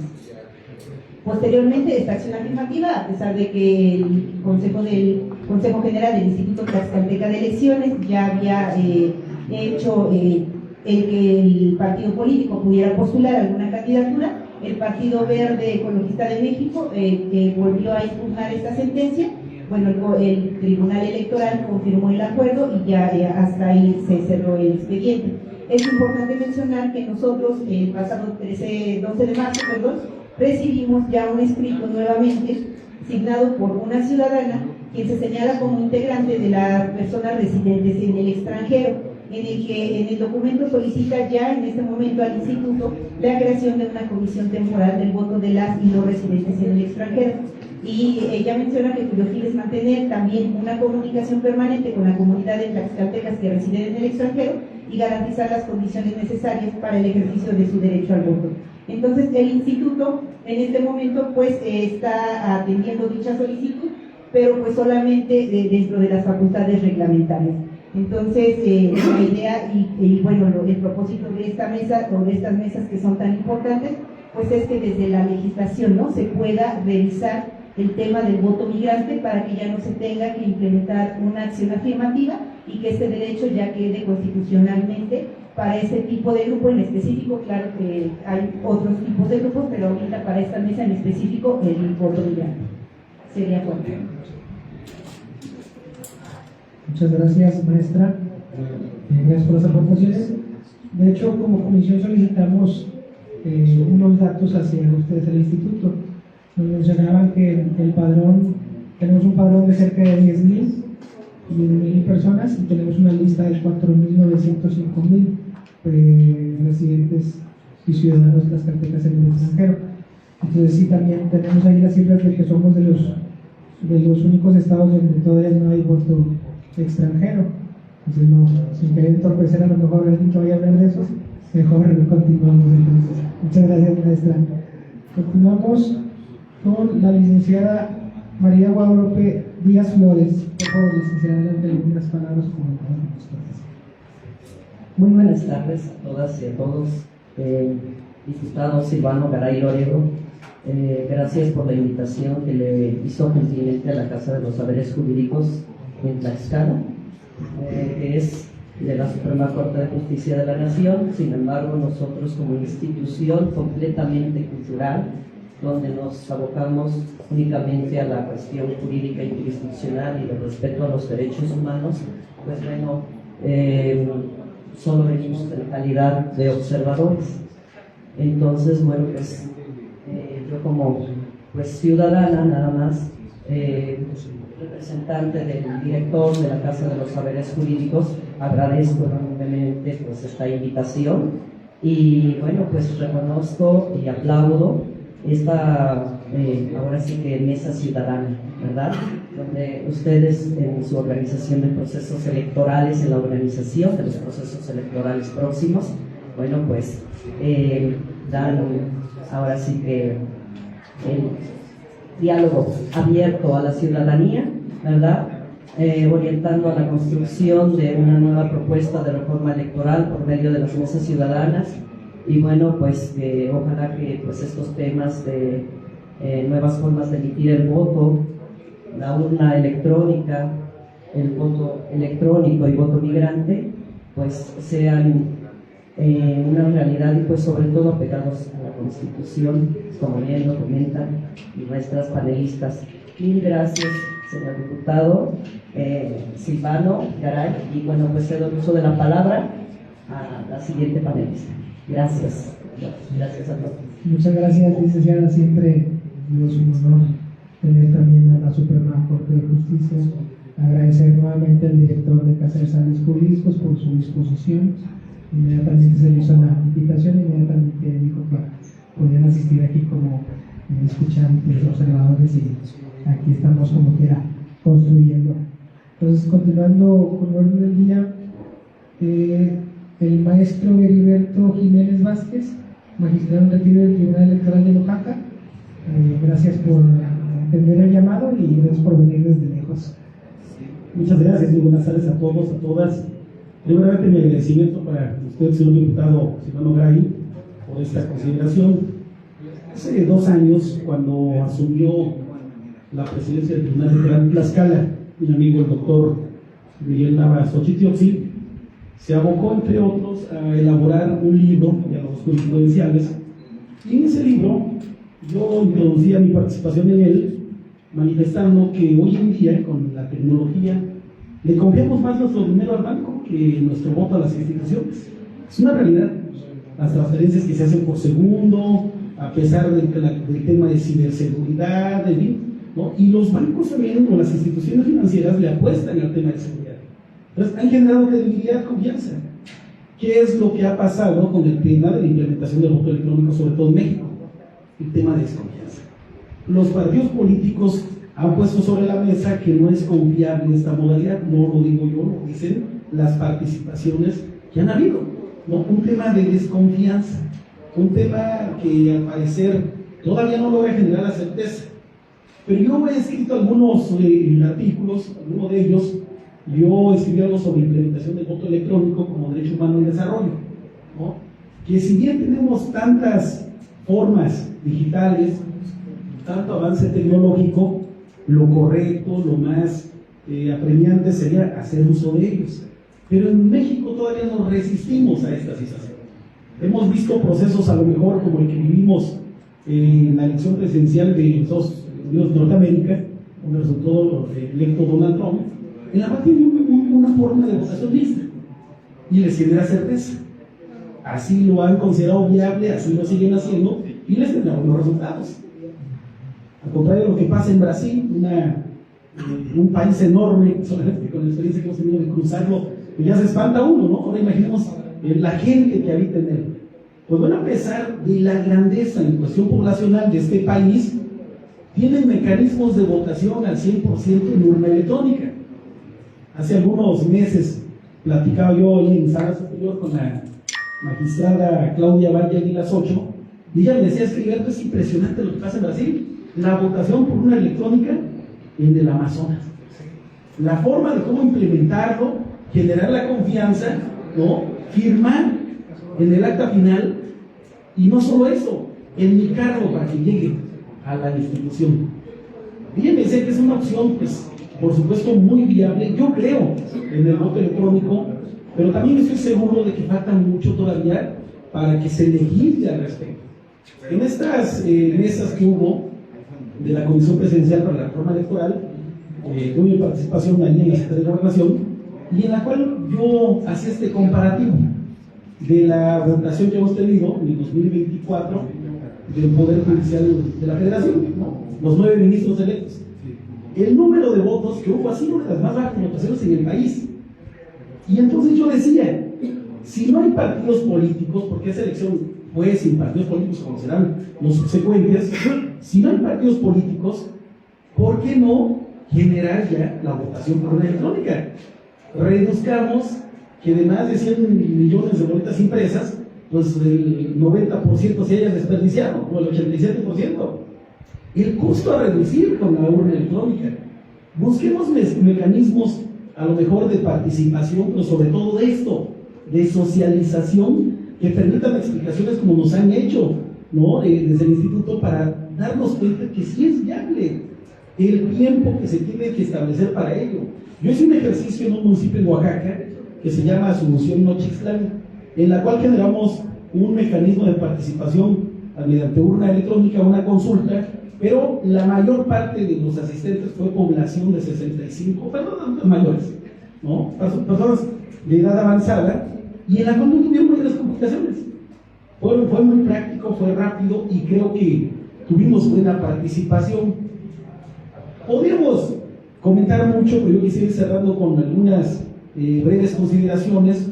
Por ejemplo, hoy en día, como ya se decía también aquí en la mesa, tenemos algunas consideraciones, a lo mejor de acciones afirmativas mediante sentencias, y esto ha permitido que tengamos, por ejemplo, votaciones anticipadas, ¿no? Recuerdo mucho una sentencia ahí al seno de la Sala Superior.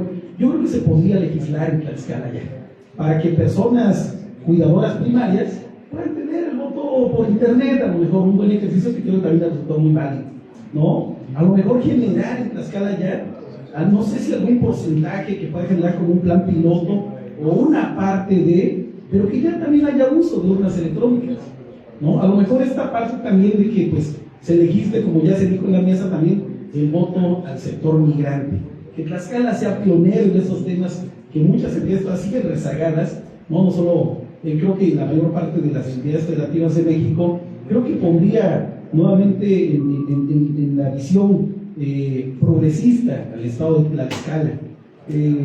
A lo mejor también yo creo que sería muy viable que desde esta participación, esta implementación, se tenga que realizar la capacitación, que si bien a lo mejor le tocan los OPLES, al INE y demás, pero creo que también puede ser una labor de todos o de varias instituciones, más allá solamente de quienes se abocan al tema administrativo o jurisdiccional electoral. A lo mejor la Casa de los Saberes Jurídicos, ¿no?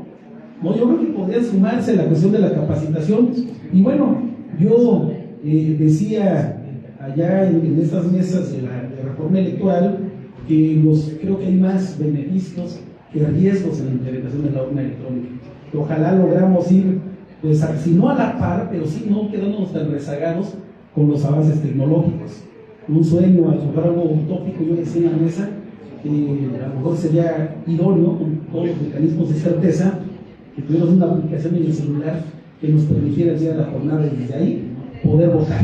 Y me engaño en la mesa, que arriesgada, ¿no? Es muy riesgoso, ¿no? Tal vez no lo sé, pero estoy seguro de algo, que esto generaría mayor participación ciudadana, que creo que es el fin que debe tener, y cuidar, tutelar toda elección. Que realmente la gente vaya, que las personas realmente participen y que tengamos resultados más altos de participación ciudadana. Sería cuanto. Muchas gracias. Maestro, agradezco esas aportaciones tan puntuales que nos hizo. Comentaba usted también de la elección del Poder Judicial. Ayer en la mañanera se presentó el proyecto de iniciativa que va desde la Consejería. Mencionaba la complejidad de lo que se viene por renovar, mencionaba que tenemos pendiente 4 magistrados electorales de la superior, 433 magistrados tribunales colegiados de circuito, en los poderes judiciales locales 424 magistrados, 2.871 jueces en los estados, y mencionaba pues el tema moral, creo yo, que es aplazar la elección judicial al año que viene, y que podría ser concurrente también con la revocación de mandatos, y así se llega a solicitar. Entonces, continuando con el orden, sigue la doctora y amiga, doctora Letia Mezcua, y agradecerle por su visita desde la Ciudad de México. Y adelante, doctora, le suyo el micrófono. Gracias, buenas tardes a todas y a todos. Agradezco la invitación. Estoy segura que estos trabajos van a servir para hacer buenas políticas por el respaldo ciudadano. En principio quiero hacer una introducción a 2 distinciones. El primero, sobre qué definimos como voto electrónico y qué es voto migrante, porque son 2 temas que están en esta mesa. En principio, el voto electrónico, permítanme, no sé qué da. El voto electrónico es aquel que nosotros vamos a ubicar a través de la urna electrónica. Y el voto migrante es el que van a emitir nuestros connacionales para el Estado de México. Hay que puntualizar algo que es bien importante. Hay 2 tipos de votos electrónicos que hay. El primero, que depende totalmente de Internet. El que depende de Internet es el que es susceptible de ser hackeado, dañado, alterado, modificado.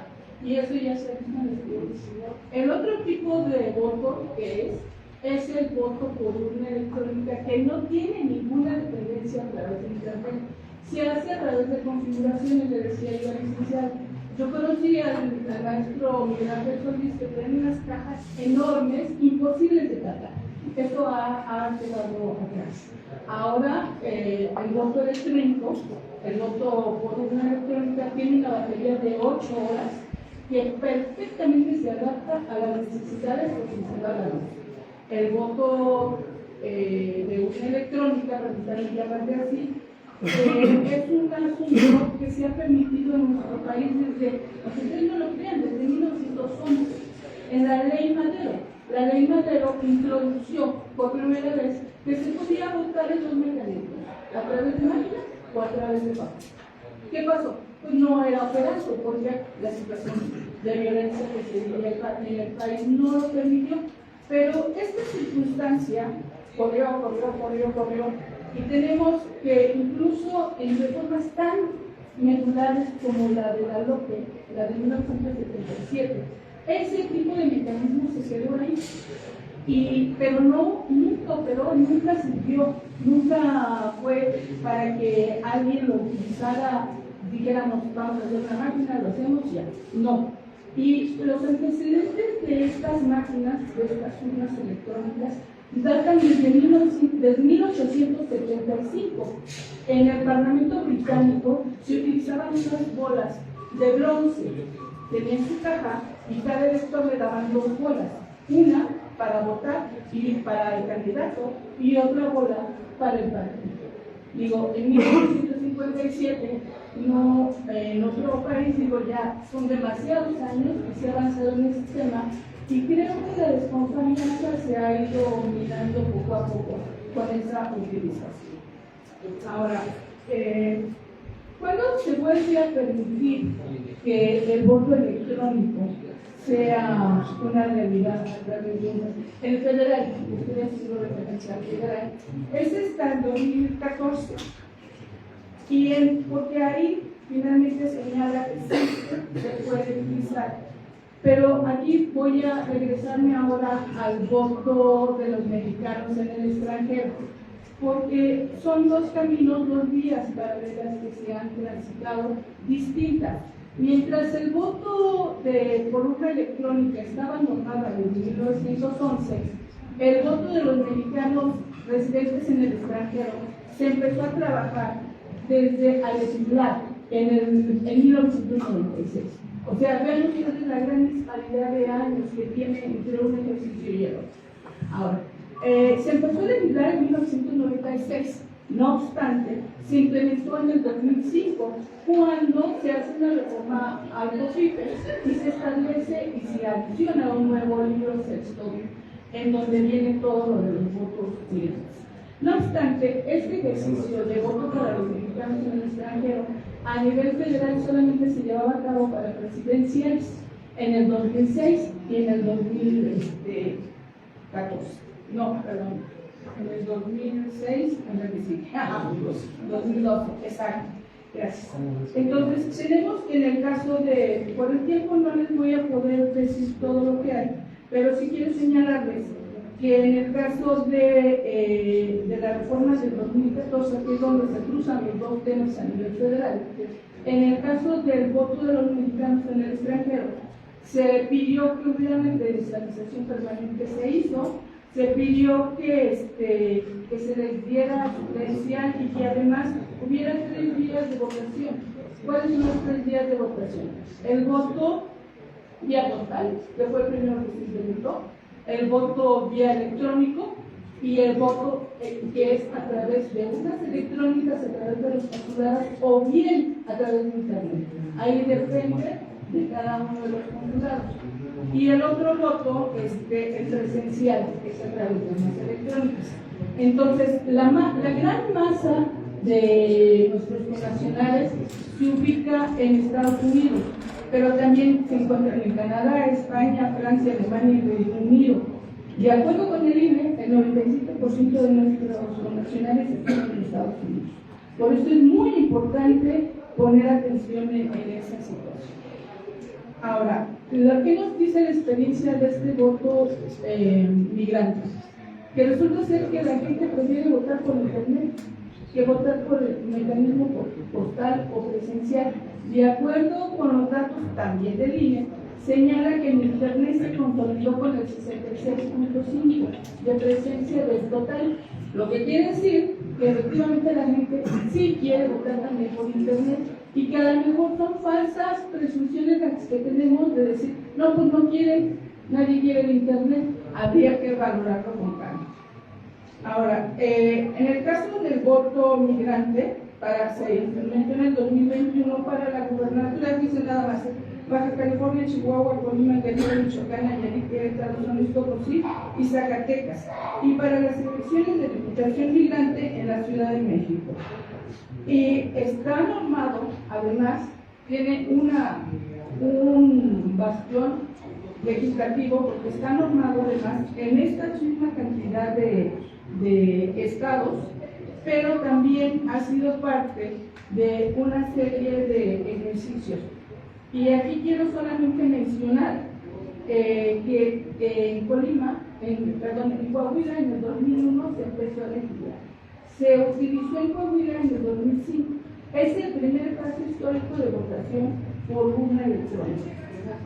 Otros casos que han tenido importancia es el de Jalisco, ya lo decían aquí los compañeros. Generalmente el voto por urna electrónica se ubica como piloto, casi vinculante, y la mayor parte de la gente dice, bueno, pues si no es vinculante, obvio no, pero sí ha habido formas de participación. Entonces, lo que es importante aquí es que en Jalisco sí hubo una comunidad, en donde, un municipio, exactamente, en donde sí se utilizó totalmente el voto a través de urnas electrónicas, y la participación fue excelente, a decir también del INE. Quiero señalarles que ahí no hubo mayor problema, pero ni siquiera un cuento, en el municipio de Jalisco, que era un municipio alejado de Guadalajara, un municipio con gente, sí, adulta mayor, pero tenía una composición mixta, y finalmente fue un éxito. Otros estados que han utilizado esta urna electrónica, por ejemplo, Jalisco, la Ciudad de México, y tienen muchos. Claro que también existen ciertas deficiencias, por ejemplo en Campeche se implementó la urna, pero no la hicieron por falta de confianza, entonces, y por los costos. Sí, perdón, pero es que de verdad, como son dos temas, es una cosa muy complicada para abordar. No obstante, me permitiría dejarle la ponencia si alguien está interesado en leerla. Y en el caso de Tlaxcala, efectivamente, la versión 7.0 del INE se ha implementado no solamente para el agua, sino para consultas de niños de menores de edad, se ha implementado para una regla de belleza, y creo que ha dado ciertos resultados positivos. Y ya es hora de que Tlaxcala se anime. No quiero decir que se anime a llevar el voto a través de urnas electrónicas de manera masiva y de manera vinculante, sino introducirla como se ha hecho en otros estados, en forma de piloto y en forma no vinculante, de tal manera que puedan saber cuáles son los resultados del impacto que tiene. Ahora, respecto al voto migrante, también ya llegó la hora de que Tlaxcala se sume a todos aquellos estados en donde ya está legislado el voto para los diputados y las gubernaturas. En Tlaxcala, los connacionales, los tlaxcaltecas, las tlaxcaltecas, no pueden votar por sus diputados migrantes, por sus diputados aquí, y tampoco pueden votar por su gobernatura. Entonces creo que ya, lejos, como decía la licenciada María Guadalupe Díaz, lo importante es ampliar los derechos. Ya después, ampliando los derechos, veremos qué tanto impacto tiene la sociedad en este tipo de ejercicio. Gracias. Doctora Leti Amezcua, gracias por sus aportaciones. Sí, es importante también ese dato histórico que nos manejó de la ley maderista, el tema de que ya se incluían mecanismos, ¿no? Más allá del papel. Entonces, concluidos, uno comentar nada más si el maestro Roberto Muñoz Soto quiere hacer uso de la palabra para su comentario. Gracias por su presencia en la mesa, maestro. Entonces, concluido ya los ponentes en el orden del día, pasamos a una ronda y única ronda hasta por 3 minutos de quien guste participar. Vamos del salón. Adelante, doctor. Muchas gracias nuevamente, señor diputado, en su calidad de presidente de asuntos electorales, reconocer ese trabajo que hace. Y me estaba acordando, secretaria, ese asunto, de verdad dije, creo que me tocó, ¿verdad?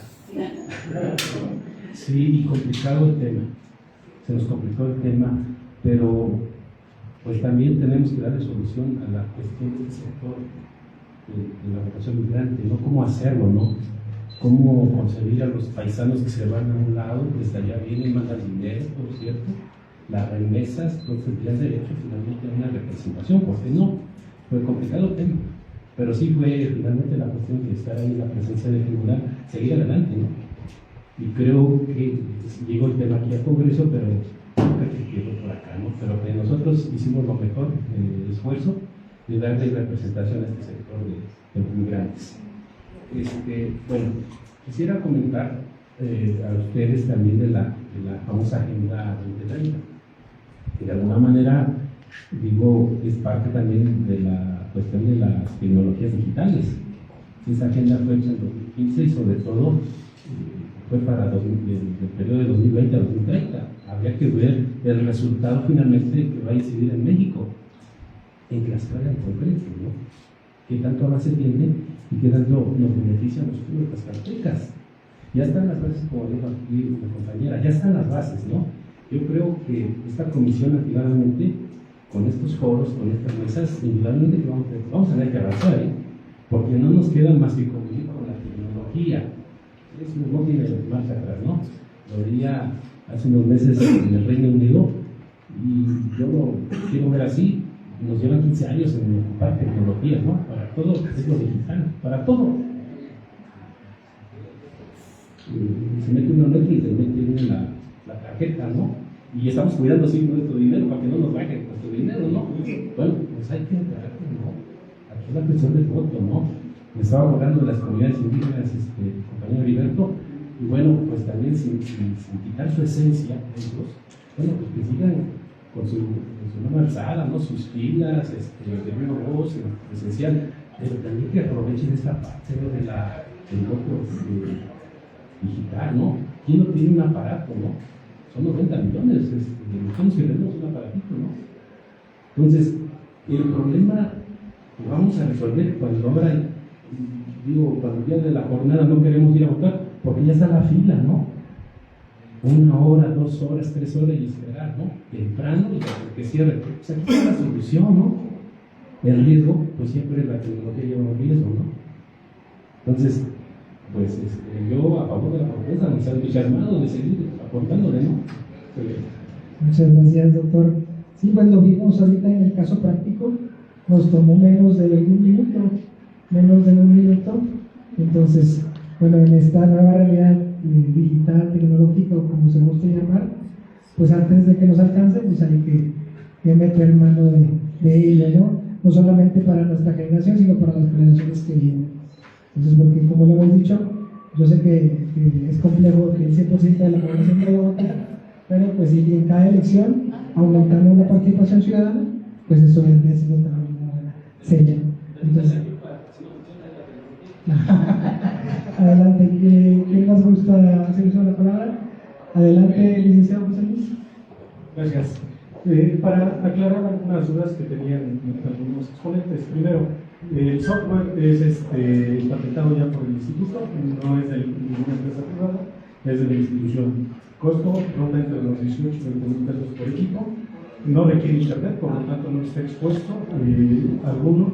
Tampoco les pedimos datos personales. Es un procedimiento como si fueran a la casilla, entregan su credencial de elector, revisan si están en el listado nominal, si están, tienen derecho al voto.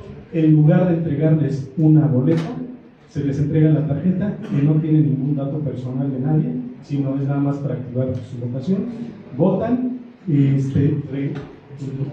nos regresan la tarjeta y les entregamos la credencial del elector. Por lo tanto, el presidente de mesa de casilla sería el responsable de utilizar las tarjetas. La otra es, tiene una batería que tiene una carga de 8 horas, por lo tanto nos puede garantizar la operación durante toda la jornada electoral. El mantenimiento y la capacitación, efectivamente, pues es la estructura del instituto, la Dirección Ejecutiva de Organización Electoral, a través, en este caso, el funcionariado de la mesa directiva de casilla, es a quien se le capacitaría para operarla. La verdad es que tampoco requiere mucho mantenimiento, nada más hay que estar pendientes en la votación del rollo de papel térmico, y creo que es lo básico. Se puede utilizar en el Poder Judicial, quizás. El diseño de la boleta, si bien es cierto, el diseño institucional, pero fue con los elementos que estableció la propia reforma electoral, ¿no? Del Poder Judicial. Entonces, el número de candidaturas y demás fue determinado por el Constituyente permanente. Finalmente, hay trabajos que está haciendo el Instituto Nacional Electoral. Creó en 2023 un grupo interdisciplinario para presentar a la Comisión de Organización Electoral, a más tardar el 24, la estrategia institucional de voto electrónico. En marzo presentó sus resultados y un informe preliminar. El informe preliminar dice que tenemos que avanzar, uno, garantizar la secrecía del voto electrónico, la coacción del voto en entornos remotos, es decir, si existe de repente físicamente, debemos garantizarlo cuando sea en entornos remotos. Debemos evitar la suplantación de identidad, la transparencia y comprensión de la ciudadanía del sistema, es decir, que le sea muy legible y que pueda votar muy fácilmente. integridad del sistema y vulnerabilidad tecnológica, confianza ciudadana y consenso político, en la idea de que se pueda crear una reforma electoral, gradualidad en implementación, es decir, que se vaya poco a poco y no en una sola elección, pero además, y me parece importante hacerlo en ejercicios o en pruebas en contextos exigentes o competitivos, a diferencia que digamos en una elección donde hay competencias se pueda determinar que no, quizás pudiera ser un buen elemento para garantizar la confianza del uso de la electrónica. Gracias. Muchas gracias, licenciado José Luis.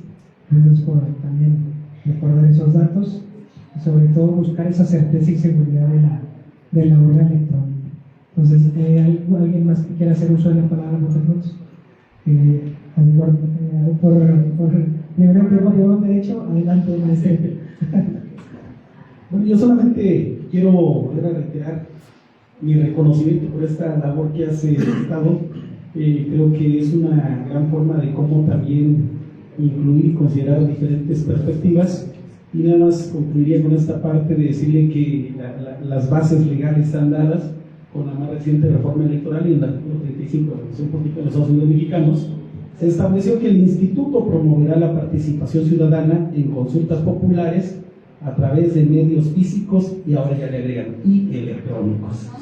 Ojo, se queda en consultas populares. En Oaxaca acabamos de vivir un proceso de revocación de mandato que yo creo que si algún día llegara acá, valdría la pena a lo mejor darle certeza a ese tipo de participaciones ciudadanas democráticas para que se incluya también el tema de la urna electrónica. Yo creo que generaría confianza y credibilidad, a diferencia de lo que pasó en Oaxaca. Y bueno, ¿por qué no? Las elecciones que tengan a lo mejor a gubernaturas, a diputaciones locales o a los mismos ayuntamientos en Tlaxcala. Muchas gracias.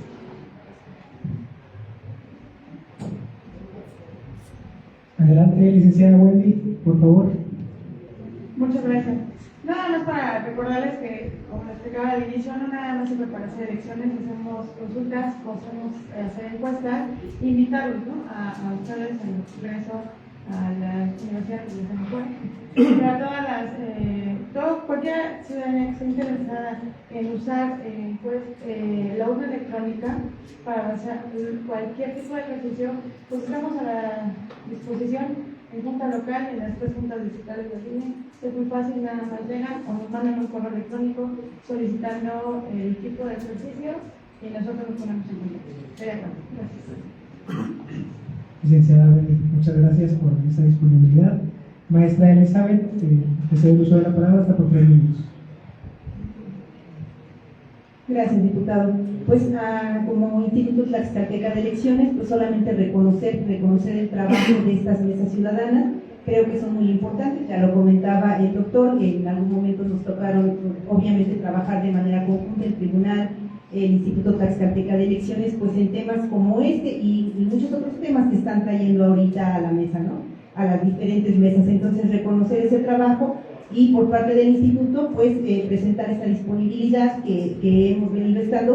Finalmente, todo esto, y creo que todos estos trabajos vienen en torno pues a esta preocupación y a que la ciudadanía pueda tener siempre certeza en nuestros procesos democráticos que organizamos tanto a nivel federal como se organizamos a nivel local. Y pues solamente agradecer a todos la participación, y creo que estas mesas son muy fructíferas para todos, compartiendo las experiencias y el análisis desde el área que nos compete, a nosotros como autoridad administrativa, y así de cada uno de las personas participantes. Pues muchas gracias, y el Instituto agradece la invitación. Muchas gracias, maestra. Es un honor también contar con esa disposición del Instituto en estas mesas, en la construcción de esto. Sobre todo recordar que pues cuando existe la voluntad de construir, pues otras cosas que creemos importantes son menores y minúsculas. Entonces, adelante, doctora. Pues hay una cosa que es cierta. Nuestro sistema político se basa en la desconfianza. Eso es innegable. Pero no podemos vivir a través de la desconfianza, porque entonces entraríamos en un sistema caótico. Y lo más recomendable es tener la confianza precisamente a quienes organizan las elecciones. Creo que el INE y el Instituto Tlaxcalteco ya están muy acreditados en ello y pues es importante que se sumen a esto y que empujen a Tlaxcala para que pueda llegar a un acuerdo. Ya desafortunadamente se fue la compañera, pero imagínense ustedes un escenario en donde se tienen que imprimir 100 millones de boletas para la presidencial, 100 millones de boletas para senadores, 100 millones de boletas para diputados, más las elecciones locales. Imagínense la cantidad de papel que se tiene que imprimir. Y me pregunto, dado las participaciones, qué bueno que participan muchos, la verdad estoy muy orgullosa, son jóvenes, tienen una idea, felicidades, pero ¿qué acaso en el papel no hay fraude? Lo digo porque con boletas impresas también hay fraude, no va a haber fraude a través del voto digital. Si hay algo, volvemos a lo mismo, si hay algo que caracteriza a México es su desconfianza.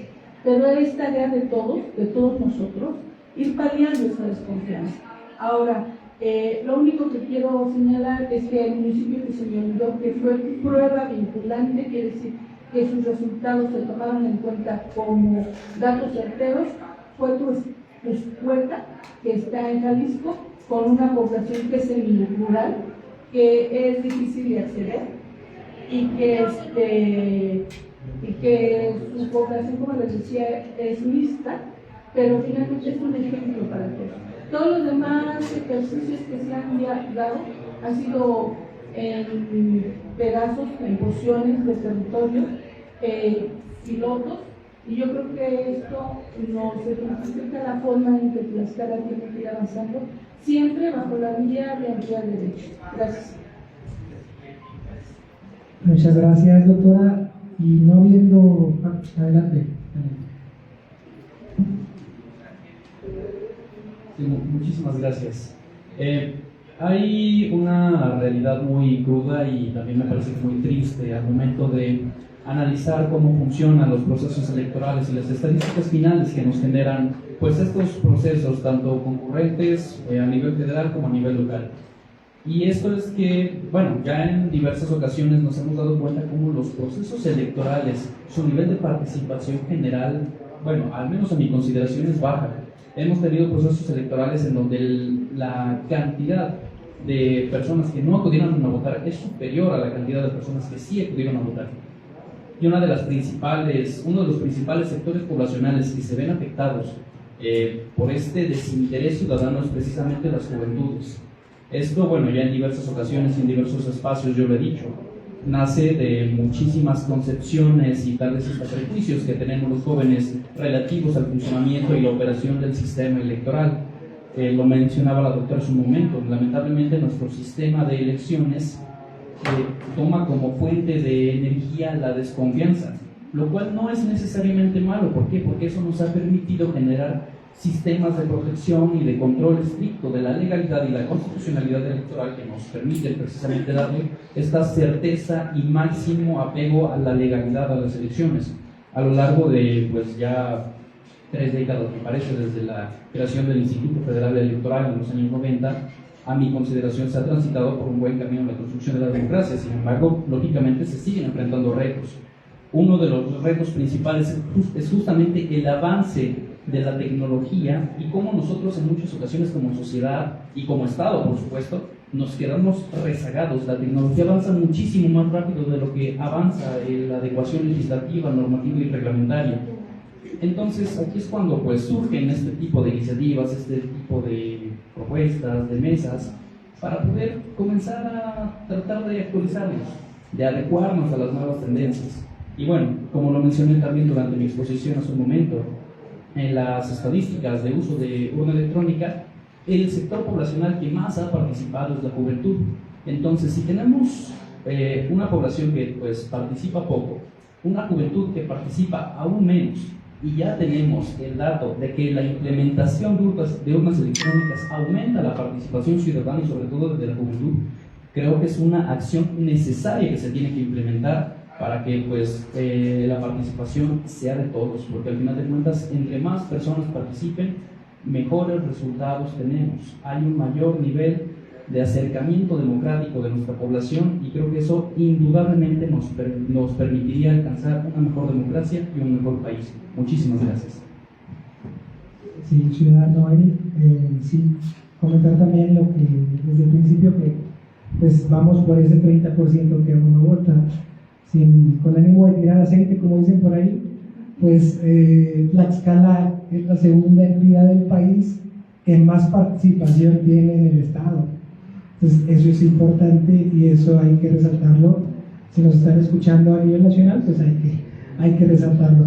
Pero muchas gracias por los comentarios y muchas gracias por la participación. Igual, ciudadano, hay que comentarle al diputado Emilio y agradecerle ese tema, porque ellos dos estuvieron también en el Parlamento Juvenil, es así, ¿verdad? Entonces son jóvenes que son inquietos en el tema de transformar su Estado. Pues, no habiendo quien más use la palabra, bueno, adelante, ciudadano. Bueno, realmente va a ser rápida la intervención.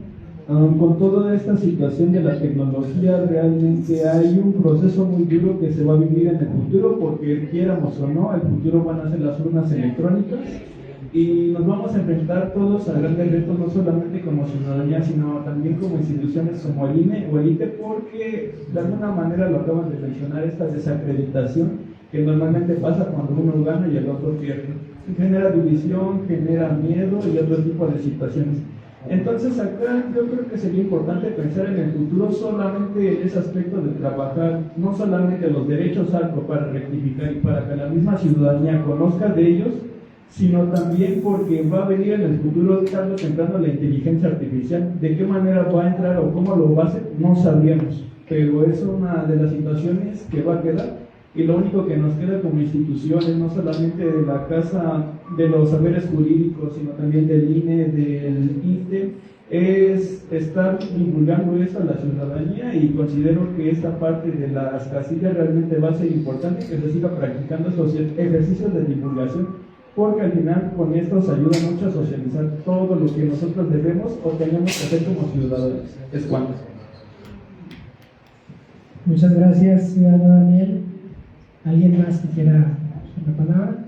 Pues bueno, no viendo ya ahora sí quien haga el uso de la palabra, pues recordarle a la audiencia que nos está sintonizando por los medios oficiales de la página del Congreso, agradecerle a la Dirección de Comunicación aquí del Congreso todo el apoyo que se ha brindado y comentarle a los ciudadanos que la penúltima mesa a celebrarse el jueves se va a tratar de comunicación política e inteligencia artificial. Entonces, recordarles a los ciudadanos que nos visualizan que el correo para enviar la propuesta, opinión o interés en participar es comisión.asuntos.electorales26@gmail.com. Entonces, procedemos a la clausura. Por favor, nos ponemos de pie.